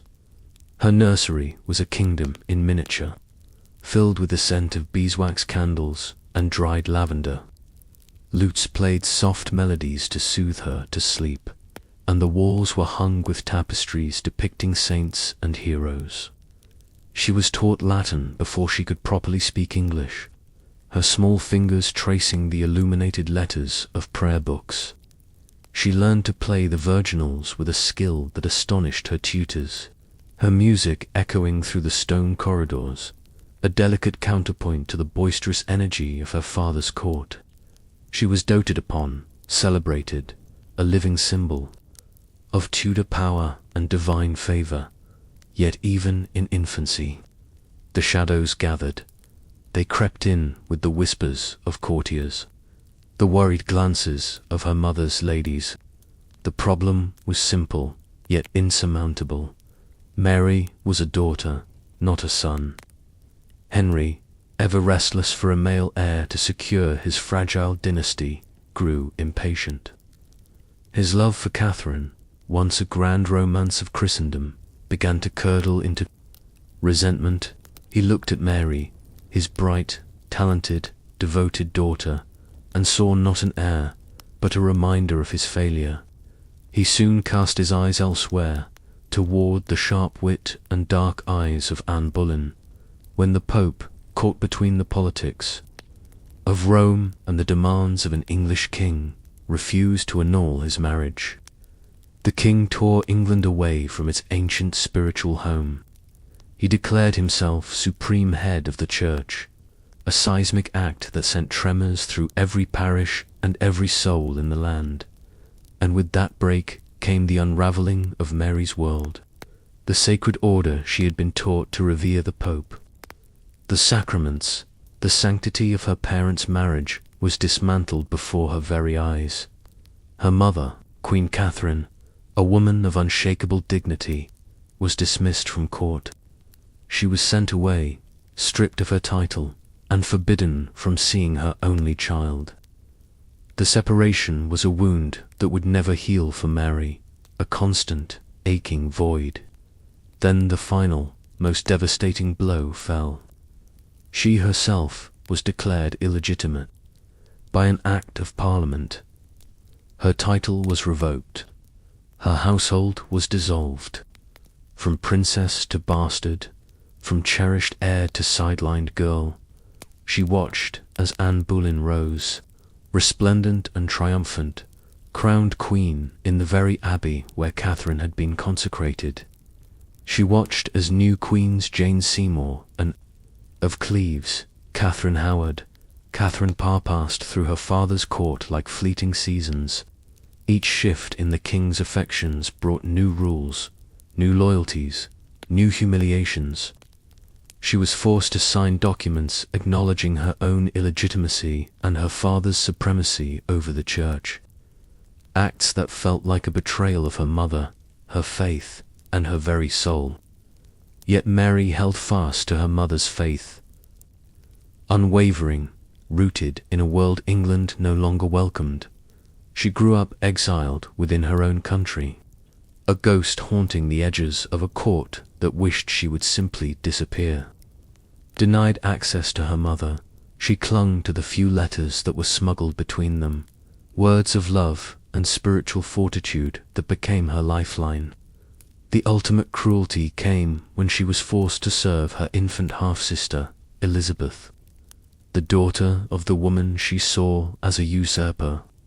She was made to wait upon the baby, a living, breathing testament to her own fall from grace. Her health, always delicate, faltered under the immense strain. She was plagued by stomach ailments and crippling headaches. Her spirit did not. Imagine, dear listener, Mary in a cold, damp chamber at Hatfield House, ink-stained fingers clutching a rosary passed down from her mother. The beads are worn smooth from years of anxious prayer. Outside, the Protestant court of her father hums with activity, but in here, time has stopped. She whispers Latin prayers long after curfew, the ancient words a shield against the hostile world outside. Her governess, the stern Lady Shelton, warns her to tread carefully, to bend to the king's will. But Mary, though she may bow her head, knows who she is, a queen in waiting, forged in rejection. The England of Mary's youth was no place for softness, and so she became iron, wrapped in lace. Mary's adolescence unfolded not in the warmth of majesty, but in the chilling draughts of marginalization. Stripped of her title, she lived as the Lady Mary, a constant, inconvenient reminder of a past the court preferred to forget. She was a political problem, a Catholic figurehead around whom dissent could gather. She was moved from palace to dreary country house, from Hunston to Beaulieu, never allowed to settle, always under watch. She was denied her mother's embrace until the very end. When Catherine lay dying, her pleas to see her daughter one last time were refused. Mary was left to grieve alone, clutching the small gold cross her mother had sent as a final token. She watched as her father's reforms, driven by a need for wealth as much as doctrine, tore through the fabric of English life. Monasteries were dissolved, their treasures seized, their bells silenced, shrines were desecrated, relics burned. The familiar comfort of the Latin Mass was replaced by the stark English of the new prayer book. England's soul was reshaping, and Mary, staunch, devout, unmoving stood like a statue in the tide. She was not a threat, not yet, but her prayers were persistent, and her defiance, though soft-spoken, was steel beneath velvet. She learned the art of quiet resistance, of outward compliance that masked an unyielding inner will. She would attend the new services as required, but her heart remained in the old rite. She refused, for as long as she could, to acknowledge the legitimacy of Anne Boleyn's daughter, Elizabeth. She refused to abandon her private Catholic rites, celebrating Mass in secret chapels with loyal priests who risked their lives to serve her. This made her dangerous, a symbol, and symbols are not easily silenced. Her very existence was a challenge. To the new order, years passed in this state of quiet resistance. Her health faltered under the constant stress and fear. At times she feared for her life, hearing rumors of plots and knowing that her father's temper was as swift as it was deadly. At others, she dreamed only of her mother's voice, gentle, dignified, fading with time like pressed flowers in a book. Imagine, dear listener, being her maid at Hunsdon House. You see the Lady Mary kneeling, every morning and every night, no matter how cold the stone floor. Her face is pale, her expression etched with a sorrow that seems too heavy for her years. She speaks little, and her silence is often mistaken for meekness. But you see the glint in her eyes, the set of her jaw. Her silence is not surrender, it is preparation. It is the sharpening of a will that would one day be called upon to rule. When her young half-brother, Edward VI, came to the throne, the Protestant reforms accelerated with zealous speed. Under the guidance of his Protestant council, England was pushed further and faster from its Catholic past. Altars were stripped bare, stained glass windows depicting saints were smashed, and priests were now permitted to marry. For Mary, this was not reform, it was desecration. Her defiance became an act of treason in all but name. She was summoned to court and pressured by the council to conform. The imperial ambassador, her cousin's envoy, had to intervene to protect her right to worship privately. She was watched, pressured, isolated, but she endured. She faced down the king's counselors, declaring that her soul was God's, and that she would not abandon the faith she had been raised in. She became the focal point for every discontented Catholic in the realm. Even as the nation reshaped its soul around her, Mary never forgot the one she was born into, and when fate at last called her forward, it found her ready, not broken, but waiting. The summer of 1553 brought more than warmth to England. It brought a queen returned from the edge of oblivion. Edward VI was gone, a frail boy king consumed by illness. In his final days, his council had persuaded him to subvert the line of succession, to bypass both his sisters and name his Protestant cousin, Lady Jane Grey, as queen. Jane, a pawn in a desperate political gambit, was briefly queen, but her reign lasted only 9 days. It was swept aside in a coup not of armies, but of conscience and loyalty. The people rose not for power, but for Mary, for the daughter of the beloved Catherine, the keeper of the old faith, the rightful symbol of continuity in a country torn apart by 2 decades of reform. Her entrance into London was a procession of hearts and hymns. Bells that had been silent for years rang out, not in caution but in thunderous celebration. Crowds flooded the streets, lining the route for miles. They were weeping, cheering, throwing their caps in the air, and clutching rosaries they had kept hidden for years. They saw in her not just a monarch, but a restoration of the world they had lost. Mary, now in her late 30s, rode with a quiet, solemn dignity, clad in regal crimson and gold, her reddish hair glinting in the sun. Her face was serene, but her eyes were unwavering.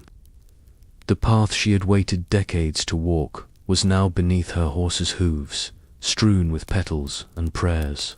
The very sister who had supplanted her, Elizabeth, now rode behind her. A public show of unity that masked a deep and complex rivalry. Her coronation at Westminster Abbey was a spectacle of restored splendor. It was a deliberate and powerful statement. For the first time in generations, the full Latin Mass was sung within those hallowed walls. The ancient rite of anointing was performed with holy oil, specially consecrated in the old way. The heavy scent of incense, a smell long banished from English churches, returned, mingling with candlelight and the soaring beauty of choral devotion. Imagine, dear listener, being among the crowd pressed into the abbey. Peering through the misted air, the weight of history feels tangible. You see her lift the crown, St. Edward's crown, its weight a physical manifestation of her destiny. Her hands, pale and slender, tremble slightly as she takes it, not with fear, but with the profound, earth-shaking force of fulfillment. A promise once broken, now made whole.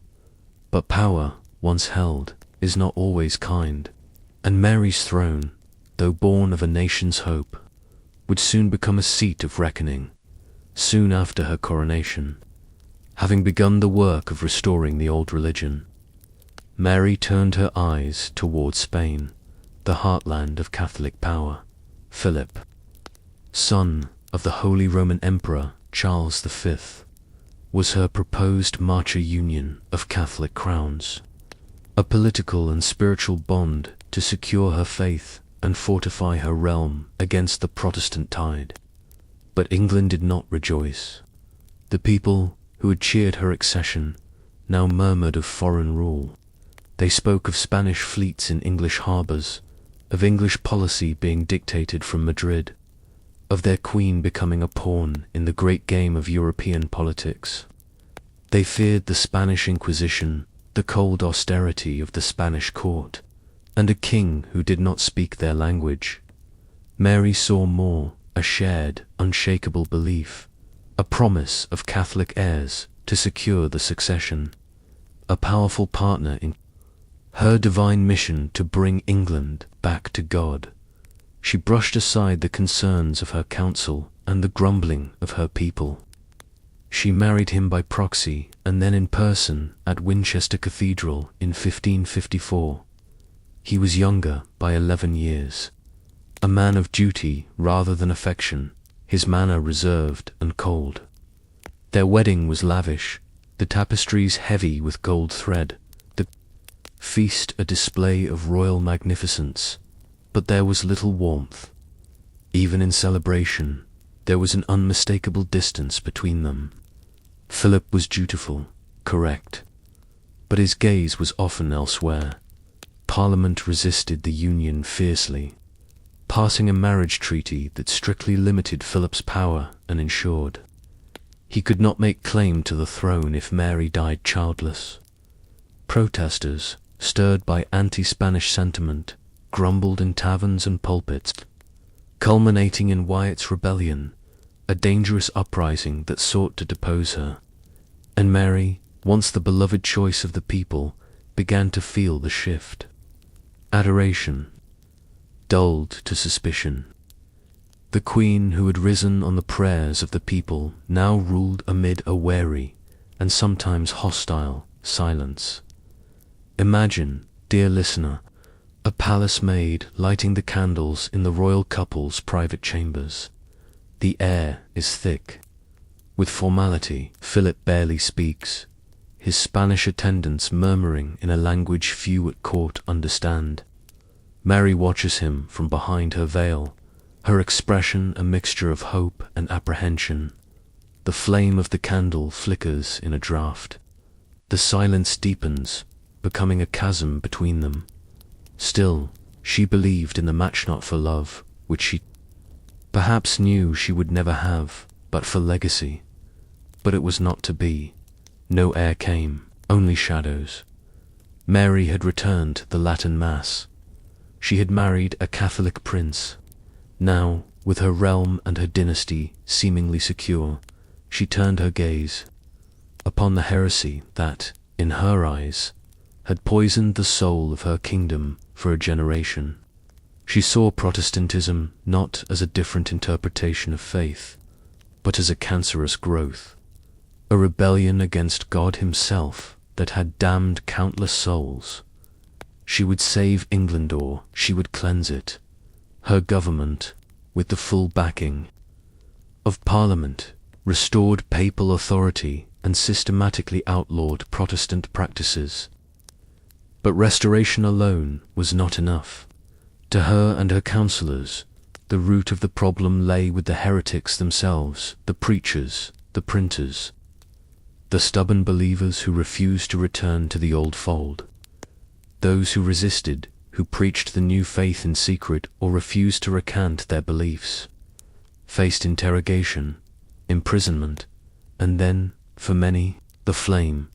The burnings began in 1555. They were not random acts of cruelty, but a calculated, legal process designed to extirpate heresy. Ordinary men and women, some zealous preachers, some poor weavers, some housewives were tied to stakes in public squares and set alight before crowds. They were made examples of. Heretics turned to ash in market squares, from Canterbury to Colchest. Estisores.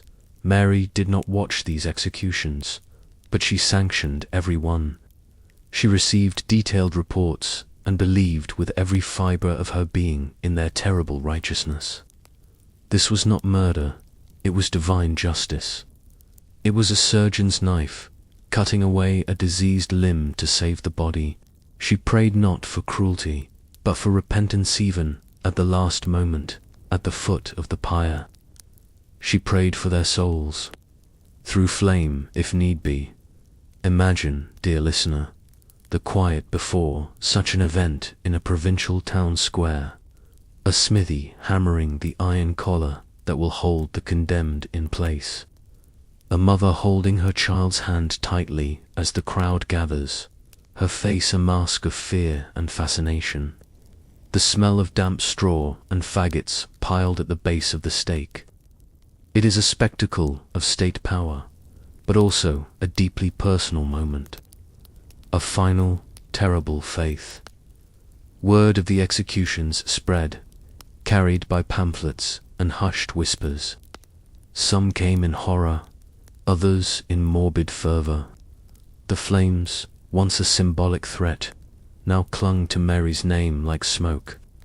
Bloody Mary, they whispered in secret, a title that would outlive her, her faith, and her kingdom. And yet, in her mind, in the quiet of her chapel, she was a loving mother to her country, saving England from itself. Smithfield Market in London, once a place of trade and cattle, of raucous life, became the central stage for England's sorrow. Here, the executions unfolded most often and most publicly one after another, with the ash of one pyre never fully swept away before the next was built. It was here that many of the Marian burnings seared themselves into the nation's memory, chronicled in forbidden texts that would one day shape her legacy. The condemned were led in a solemn procession from Newgate prison. They were bound, clothed in plain garments, often barefoot as a sign of penitence they did not feel. Some sang psalms, their voices thin but resolute against the murmuring of the crowd. Others wept. All were wrapped in the unearthly stillness of their belief.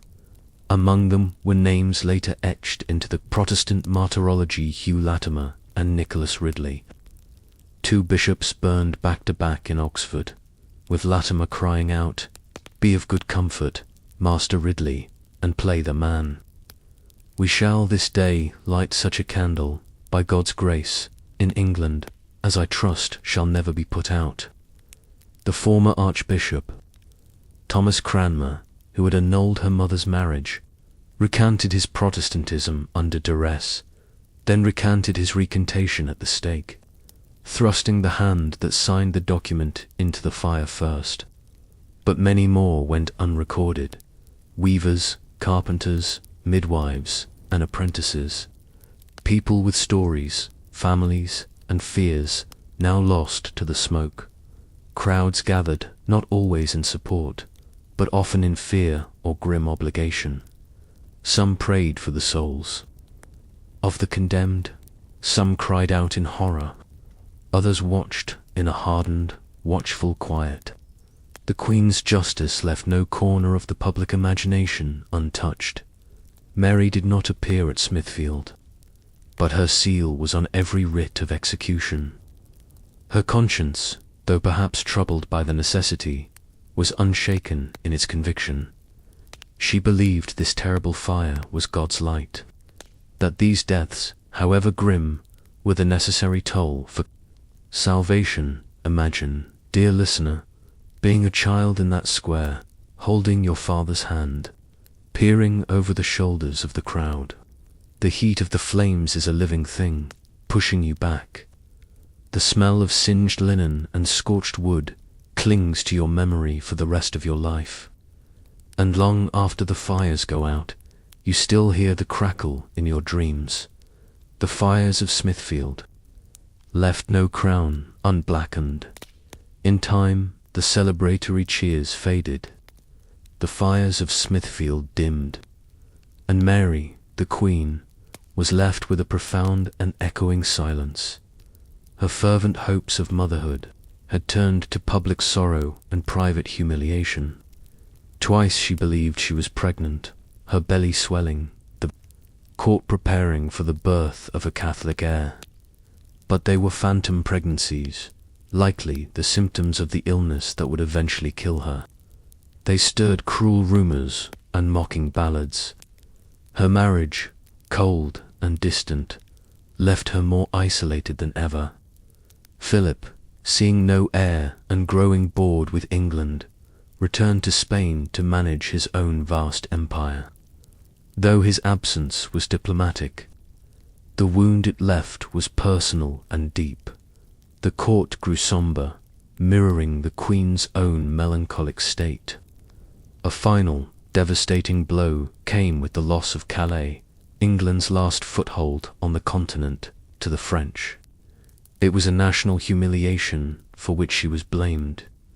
Her circle of trusted advisers thinned. She prayed still, with a devotion that now seemed desperate. She walked the chapel floors in weary ritual, her steps heavy. She clung to her faith, with the ferocity of one whose soul was all she had left. England, restless and recoiling from the burnings, began to look elsewhere for relief, for a future. And in the shadows of the court stood her half-sister, Elizabeth, younger, cleverer, Protestant, and patiently waiting at her estate at Hatfield. Mary felt the shift. The loyalty she had once commanded now flickered like a dying candle. Her commands were obeyed, but no longer honored. Her image, once adored, was now worn with doubt and stained with smoke. Imagine, dear listener, her alone in her chambers at St. James's Palace, the candles lit not for ceremony but for simple comfort against the encroaching dark. She holds no loving letters from her husband. No child sits at her feet. She holds only the crushing weight of a crown that no longer seems to fit. She had tried to save her people, and in the process they had turned from her. The air around Mary thickened with whispers.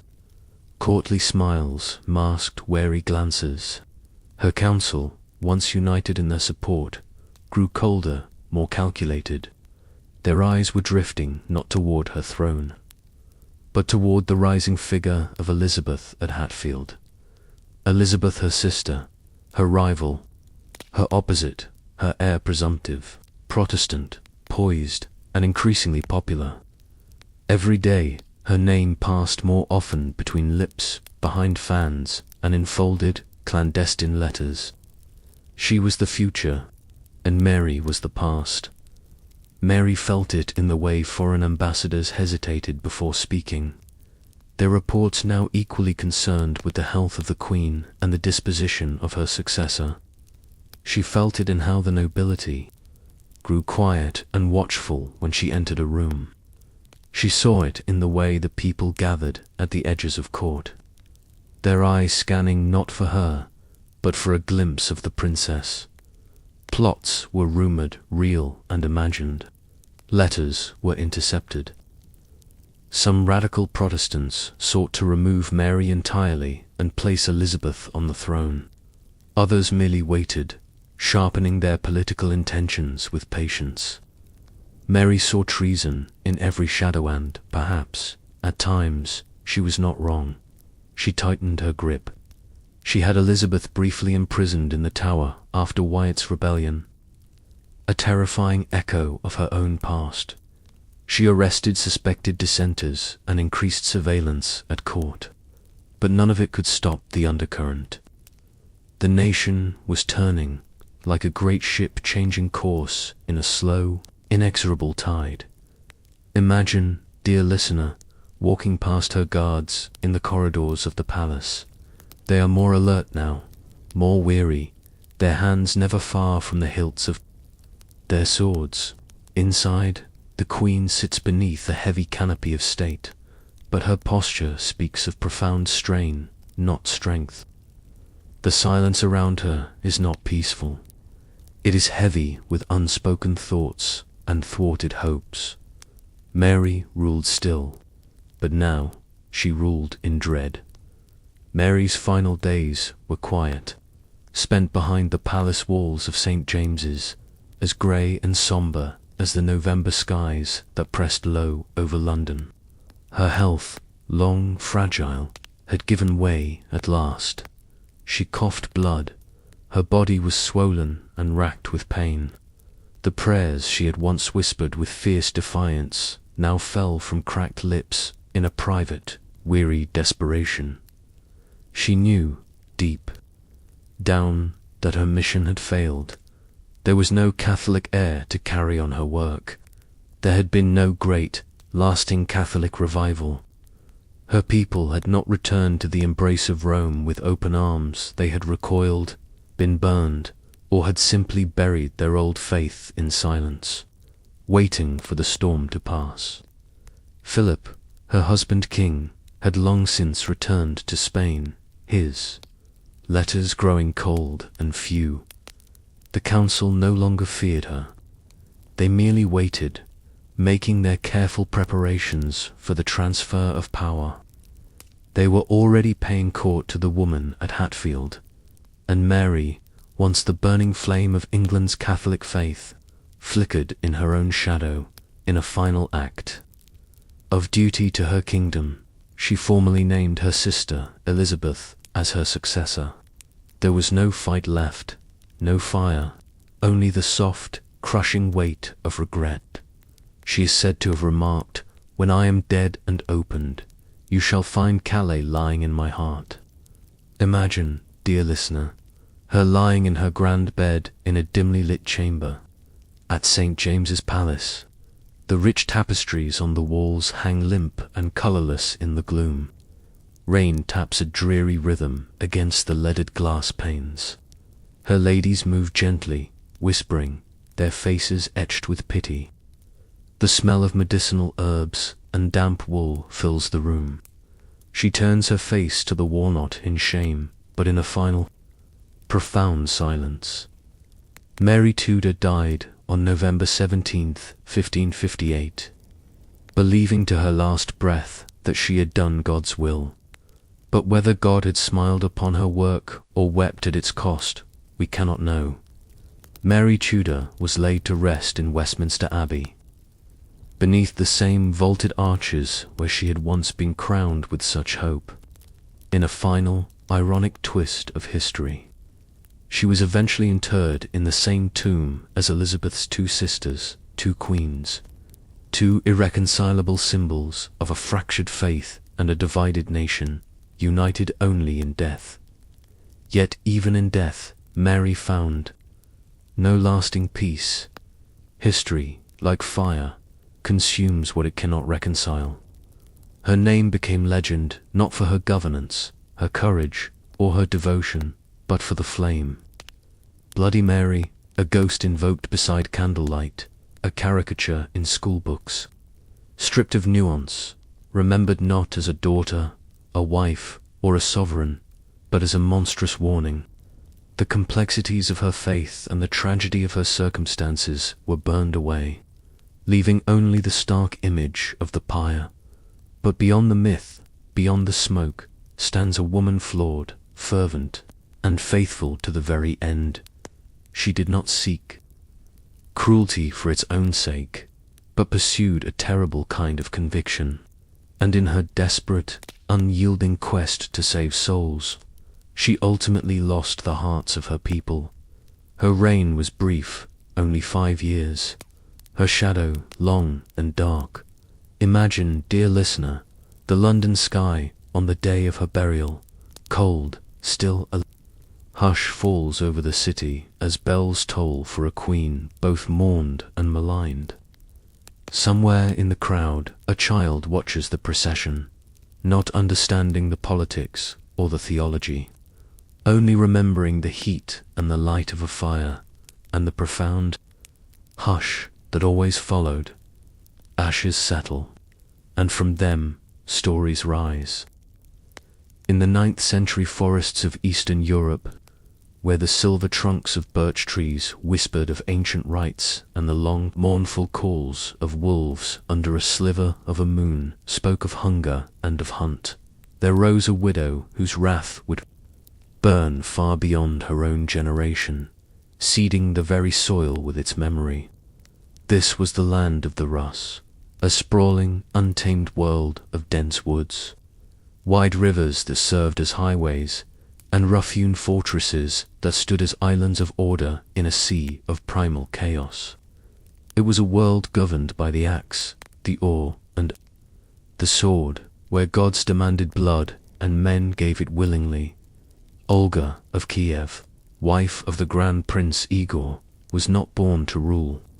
She was of Varangian stock, a woman from the north, brought to Kiev for a political marriage intended to cement alliances and bear heirs. Her world was meant to be one of the inner chambers of the palace, of overseeing servants and raising children, her influence felt but never seen. But fate, that most cruel and swift of artisans, would take the life she knew and shatter it, placing the crown of the Kievan Rus not on her head, but in her grasp. Through an act of unspeakable violence and blood, Igor had been murdered by the Drevlians, a neighboring Slavic tribe who inhabited the dense forests to the west. They were a proud, fierce people who had once paid tribute to his rule, offering up furs and honey in begrudging submission. But their resentment had festered. They saw Igor's demands as rapacious, his authority an affront to their own sovereignty. Their uprising was as swift as a forest fire, their cruelty as brutal as a winter storm. They captured the prince during a tribute-gathering mission gone awry. Blinded by fury, they tied his legs to 2 young, supple birch trees, bent violently to the earth.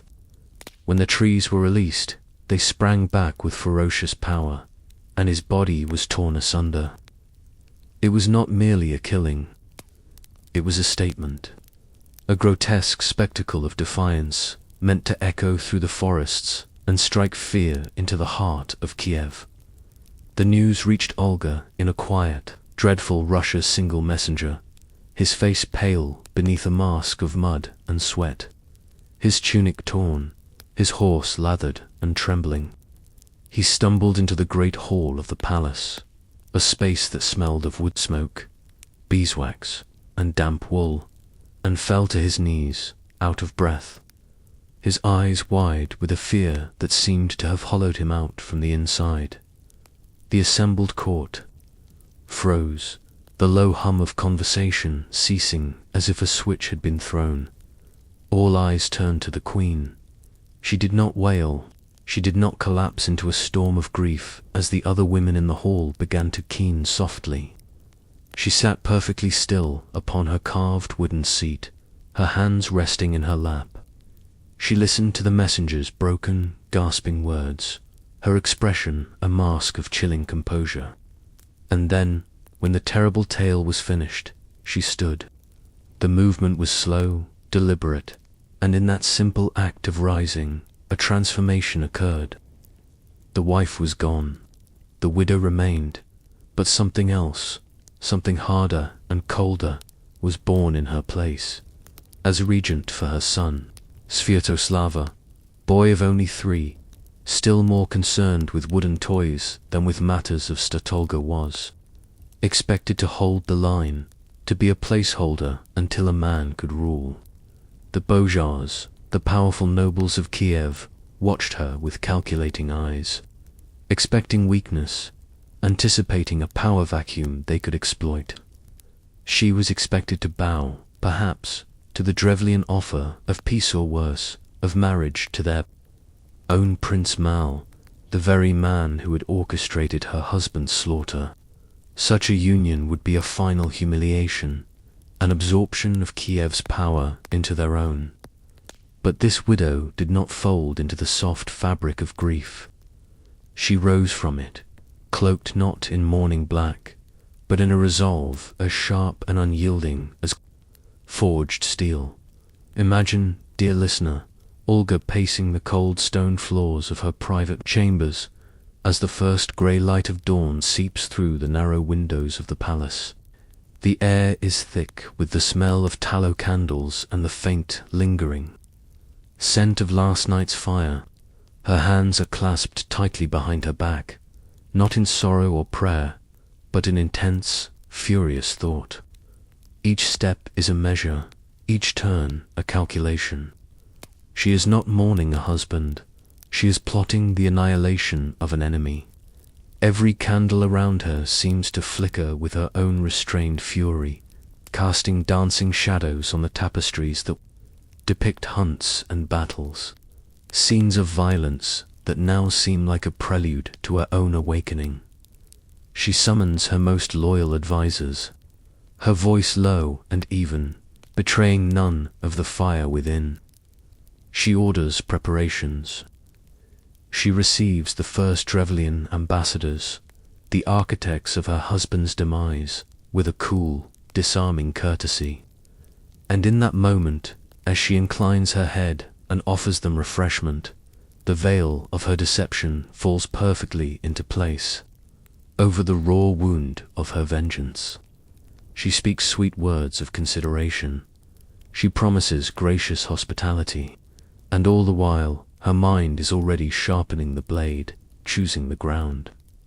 Digging the grave, a woman had been wronged. A kingdom had been insulted. A queen was awakening. The Drevlians, steeped in a patriarchal world where women were pawns, believed the queen pliable. They sent their first 20 envoys to Kiev, not with apologies, but with a marriage proposal, an offer wrapped in such thick layers of arrogance and veiled contempt it was practically an insult in itself. They sought to marry her to their Prince Mal. They would take Igor's widow, his city and his son, absorbing the Kievan Rus into their own domain.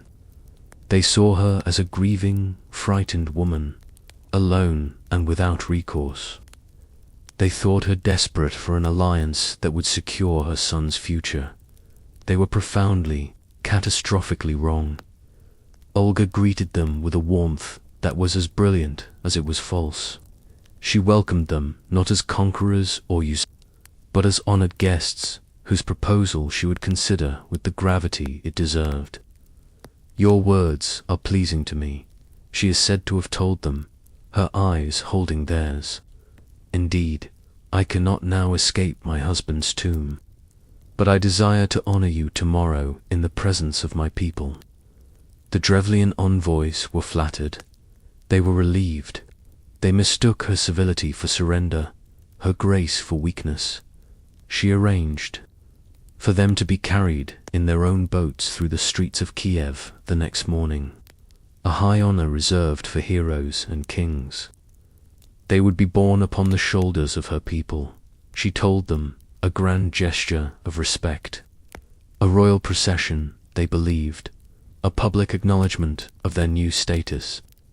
The envoys preened, sitting proudly in their vessel as Kievan soldiers lifted it onto their shoulders.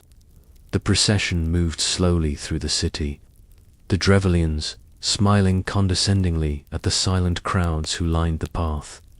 But when the boats reached the courtyard of Olga's palace, no celebratory music played, no feast awaited them. The air was still, heavy with a silent, waiting tension. Instead, a deep, wide trench had been dug overnight, its edges sharp, its depths dark and hungry. Without a word, the soldiers tipped the boat forward. The 20 envoys, their fine clothes and arrogant smiles all for naught, tumbled into the pit with cries of shock and confusion. Before they could even scramble to their feet, the boats were dropped in on top of them, and earth was thrown swiftly, relentlessly, upon them. There were no grand speeches, no declarations of war, no screams, only the muffled sounds of shock and terror, the thud of dirt on wood and flesh. The dark, rich soil of Kiev swallowed them whole. Olga stood at the edge of the trench, a lone figure. In her dark robes, watching, there was no smile of triumph on her face, no visible flicker of satisfaction, only a profound, chilling silence. She leaned over the edge and asked, in a voice that carried clearly over the sounds of the shovels, "Does the honor please you?" Imagine, dear listener, that terrible stillness, the rhythmic, percussive sound of shovels biting into dirt, the wind catching the edge of her veil and whipping it across her face. The first act of vengeance, executed not in the heat of rage, but with the cold precision of a sacred ritual. The queen had begun her reply. Word of the vanished ambassadors, or rather, the lack of word, reached the Drevlian capital of Iskoristan. Confused but undeterred by the silence from Kiev, they concluded that their first delegation must have been retained by Olga as a sign of honor, perhaps as permanent members of her court. Their arrogance was a fortress against reason. They decided to send a second delegation, this one composed of their most eminent men chieftains, wealthy merchants, and seasoned governors to hasten the marriage agreement and retrieve their lost kinsmen. Olga welcomed them as well this time with even greater grandeur. Smiles, wine, and promises of a glorious feast awaited them.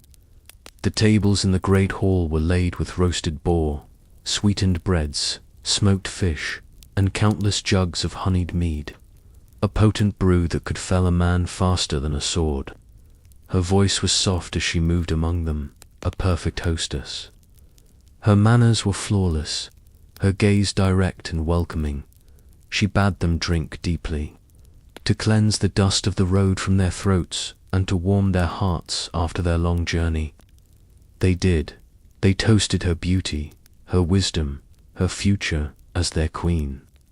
They drank to their prince, to the new union of their peoples. They laughed loudly, their voices echoing off the heavy wooden beams of the hall, lulled by the richness of the food and the intoxicating weight of the wine. When the guests were heavy-lidded and slack-jawed, their senses dulled by gluttony and drink, Olga slipped quietly from the hall. She gave a single, sharp nod to her guards. The great oaken doors were swung shut and barred from the outside, and then she ordered the fire. The hall was set ablaze. Torches were thrown onto the thatched roof, and bundles of flaming kindling were pushed against the wooden walls. The fire licked at the carved beams, climbed the heavy drapes, and raced like a living, breathing fury across the straw-strewn floor. The Drevlians' drunken laughter turned to panicked screams. They beat against the barred doors and sealed windows, but the stone walls held firm. The sounds of cracking wood and shattering pottery mixed with the cries of men being cooked alive. Olga did not attend the inferno. She watched from a distant window in her private tower, her face bathed in the hellish orange glow of her vengeance. Her expression remained unreadable, a study in placid control. Imagine, dear listener, the scene, the wild, hungry flicker of firelight against her unblinking eyes, the stillness of her hands folded calmly before her. This was another message, sent not by words, but by blaze and bone. This was a response written in smoke and ash dot. This was no war of swords and shields, fought on an open field by men of equal standing. It was a queen's justice, slow, searing, and utterly personal. Still, the Drevlians did not could not comprehend the mind they were dealing with. The news of the second delegation's fate, when it trickled back through rumor and fearful whispers, was met with a horrified disbelief that curdled into a new plan.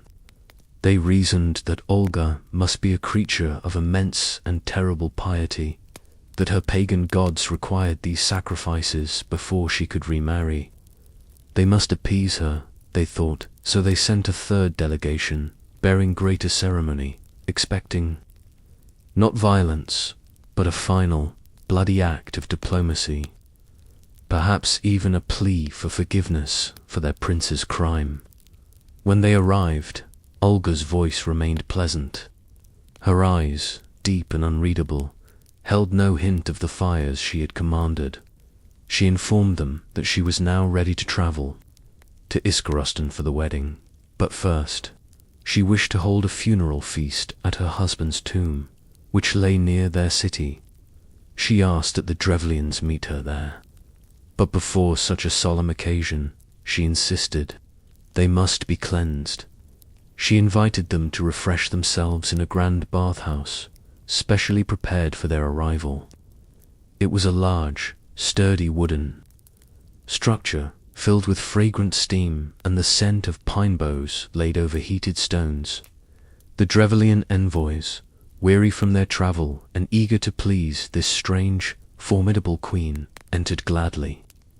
They shed their clothes, their weapons, and their suspicions, folding them neatly as the heavy doors were closed behind them, plunging them into a warm, steamy twilight. And then the sound of a heavy bar sliding into place. Olga's men surrounded the structure. Oil-soaked torches kissed the dry timbers. The flames found purchase instantly, spreading with a hungry roar through the seams of the logs, consuming the walls and every soul trapped within. No cries emerged this time, only the deafening hush of a contained fire, the sharp crackle of burning timber, and the hiss of water turning to steam. Olga stood once more at a distance, a silent observer in the gathering dusk. There was no glee in her posture, only the quiet finality of a task completed. Her vengeance was not loud or boastful. It was methodical, elegant, and terrifyingly patient.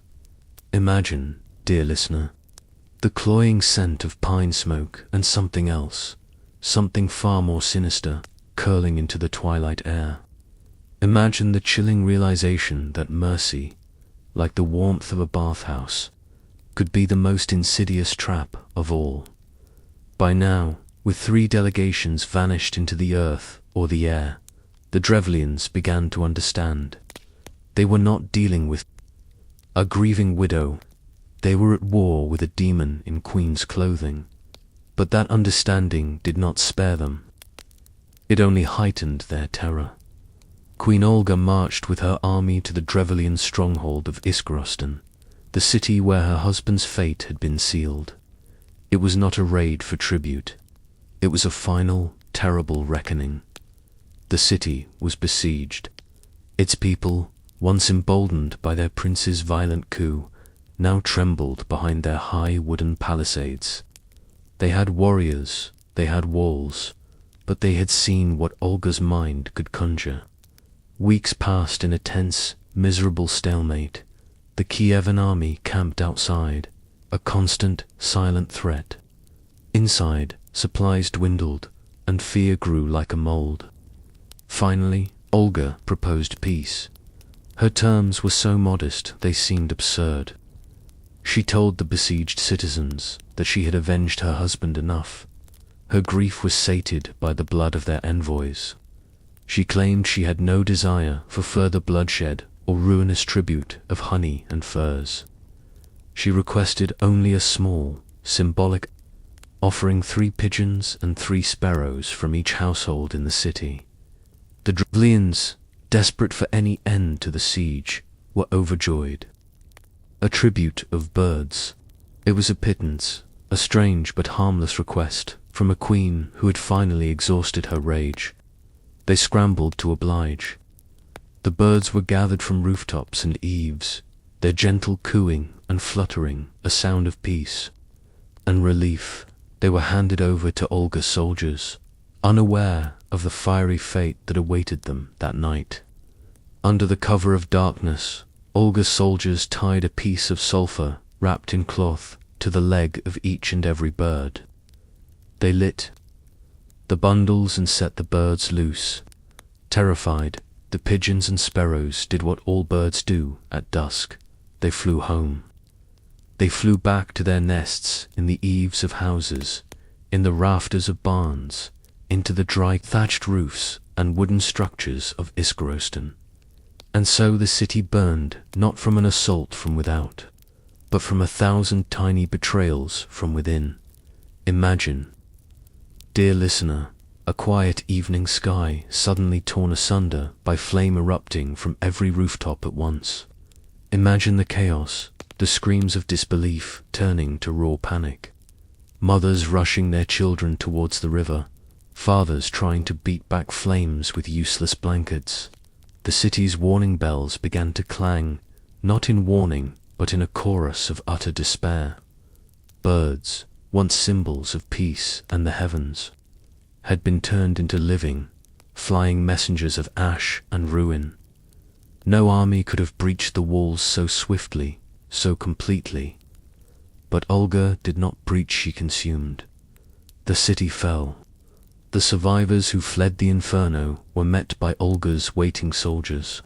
Some were killed, others were enslaved, and the remaining elders were left to pay a heavy, permanent tribute. The Queen's justice was complete, with the Drevlian threat not merely extinguished, but annihilated. Olga stepped fully into a power rarely granted a woman of her time, not merely as a temporary regent, but as the undisputed ruler in her own right. She governed for her young son Sviatoslav, yet it was her hand that signed decrees, her mind that restructured the very sinews of the state. She imposed order where chaos and tribal rivalries had once reigned. Her reign was not just forged in vengeance. It was built on a foundation of brilliant, ruthless administration.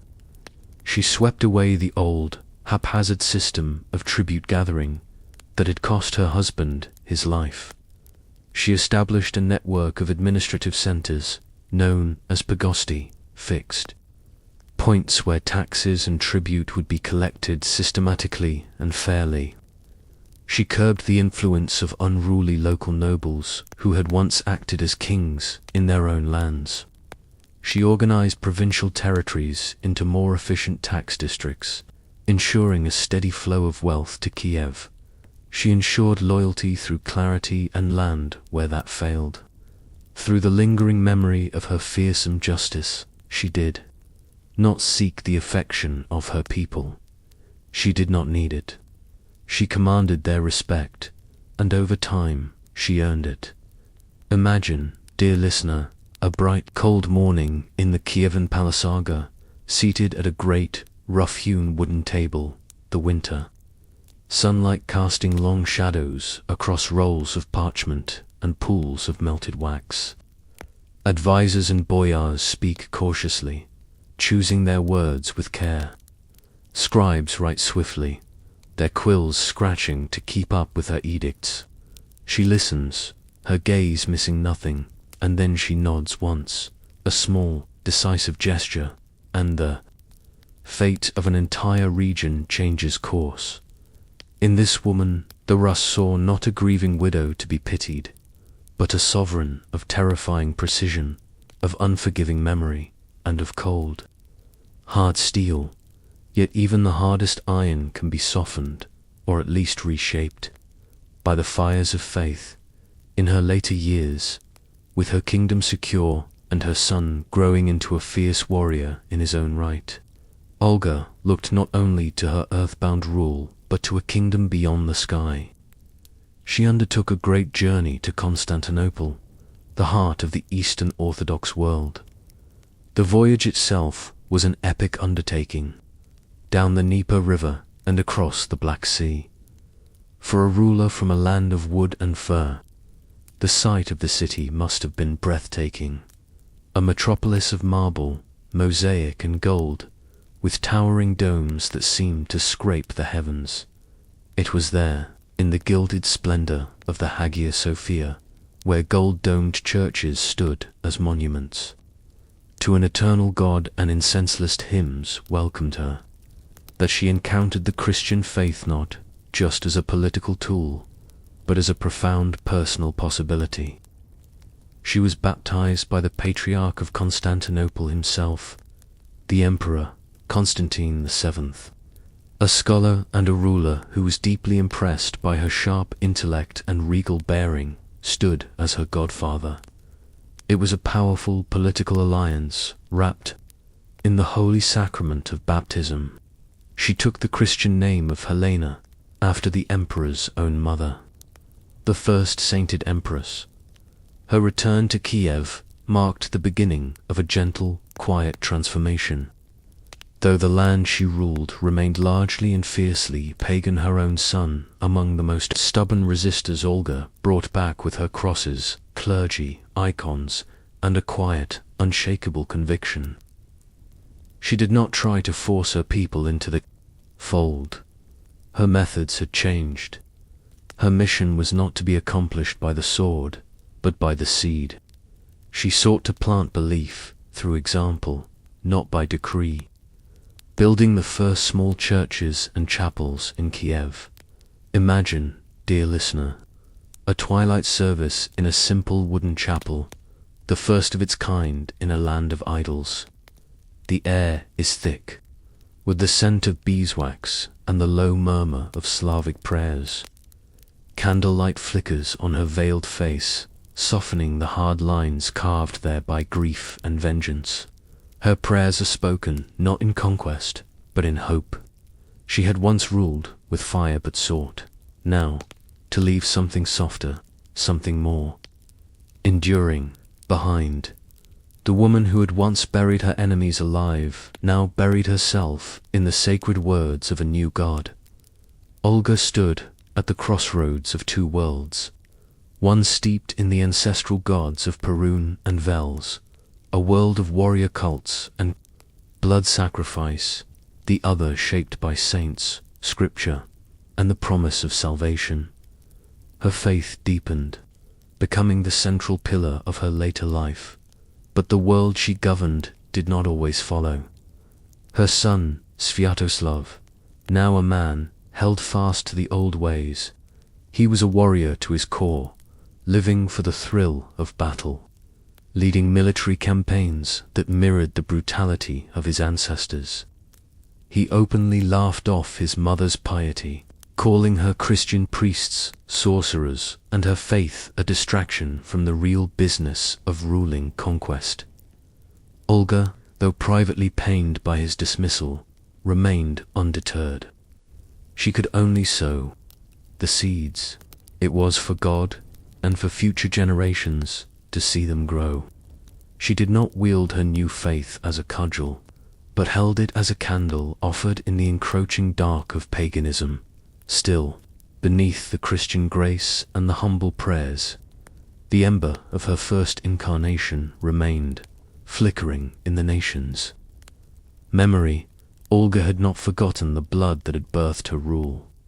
Her legacy was a straddle of this profound contradiction, a future saint in the eyes of the Church, an avenging strategist in the shadows of her people's history. She walked softly through the palace halls, her robes now embroidered with crosses as well as crimson thread. She heard both prayers for her soul and curses for her past in equal measure. Imagine, dear listener, her kneeling alone in her private chapel, clutching a carved wooden cross, her lips moving in silent prayer, and just outside the palace walls, her son's warriors sharpen their blades for another campaign, and pagan drums beat a rhythm that calls out to the old gods of thunder and war. Faith was her bomb, but it could never entirely erase the scars. Olga lived between worlds, and in that liminal space, she forged a new path, not just for herself, but for a nation. Time, like a river mist, settled gently over Olga's final years. Her hair, once the color of dark flax, silvered. Her determined steps slowed to a more measured, stately pace. Yet she remained the sovereign, the dowager queen whose presence, even in frailty, was undiminished in the eyes of the court. She spent her last days near the chapels she had founded, her world shrinking to the comforting cycle of daily liturgy, the soft chants of priests, and the serene, watchful eyes of sacred icons. Her body aged and grew weak, but her gaze remained as sharp as it had been on the day the messenger brought her the news of Igor's death, as if always watching, always weighing the world. When her time came, she did not resist it. She passed, quietly, decreeing that she'll be buried, not with the pagan pomp of a royal funeral mound, but with Christian rites. She was wrapped not in the lavish robes of a queen, but in the simple linens of humility. Her name would not pass quietly, though. The Church would canonize her, recognizing her as Apostolos, equal to the apostles, for bringing the first light of Christianity to the Rus. Her people would remember her as both sword and sanctuary, the Shivov and the Saint Dot. Imagine, dear listener, the candlelit vigil in the Kievan night, the slow, solemn toll of a church bell, a sound still new and strange to many. Her son, Sviatoslav, the defiant pagan warrior, standing still and silent beneath the carved archways of the chapel she built, his face a mask of complex, unreadable emotion. He is wondering, perhaps for the first time, and perhaps too late, what incredible fire had forged the woman who had secured his throne. She left no throne unchallenged, no enemy unpunished, no soul she encountered untouched. Olga's name did not fade with the ringing of the funeral bells. It echoed down through the centuries in the prayers whispered by monks in village chapels, and in the epic stories grandmothers told by the warmth of winter fires. She had carved her justice in ash, and built her legacy in stone. A regent who became a ruler who became a saint, but never, for a single moment, a shadow. Her tale was written in the blood of her enemies, and in the quiet, fervent hope of her conversion. Kiev would grow into a mighty state. Her grandson, Vladimir the Great, would one day stand on the banks of the Dnieper and, taking up the faith she had first embraced, baptize an entire nation. But it was Olga, the vengeful widow from the north, who first laid the path, clearing it with fire and steel. Imagine, dear listener, the warmth of a hearth in a long, cold Rus winter. Children sit wide-eyed at the telling of the queen who avenged. A king with birds afire, and then knelt with a humility that would change the world. A woman wrapped in the profound, eternal paradox of both judgment and grace. Olga remains a fierce, unwavering flicker in the long dark of history. a testament that even the most vengeful heart can seek the divine, and that behind every great crown lies a story of blood, fire, and faith worth remembering. Asterisk, and now, dear listener, the final curtain falls. We have wandered through the smoke-stained corridors of power, where velvet touched blood and crowns bore the weight of vengeance. We have stood beside thrones of bone and flame, where the hands that held scepters also signed deaths, and where mercy was a luxury few could afford. Yet within each of these women, Wu Zishan, Ranavalona, Catherine, Mary, and Olga burned, not only cruelty, but complexity. They were not myths carved in stone, but human hearts beating through history's furnace. Their reigns may horrify us, but they also whisper truths about the shadows of power and the burden of command. Some ruled with vengeance, some with fear, others with a twisted form of devotion, but each left behind a tale that outlived their empires. Imagine again the peasants in the shadow of their courts, the whispers of servants, the silent dread of a scribe summoned too late. These queens ruled with iron and terror, yes, but also with longing, strategy, conviction, and often loneliness. In the end, history does not merely judge, it remembers, and we, gathered here under the hush of candlelight and curiosity, have remembered to let their stories be warnings, also windows. May we peer through them not only to see the monsters they became, but the people they once were. Thank you, gentle traveler, for walking this darkened path with care. Your presence has lent warmth to these long and haunted halls. If this journey stirred your thoughts, if it brought a flicker of wonder or a shiver of awe, we invite you to linger with us. Subscribe for more soft-spoken voyages into the quieter corners of history. There are still many stories to tell. May your own story be gentler.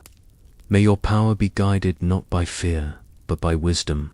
And may you remember, as you close your eyes tonight, that even in history's cruelest hearts, there flickered the hope of something more.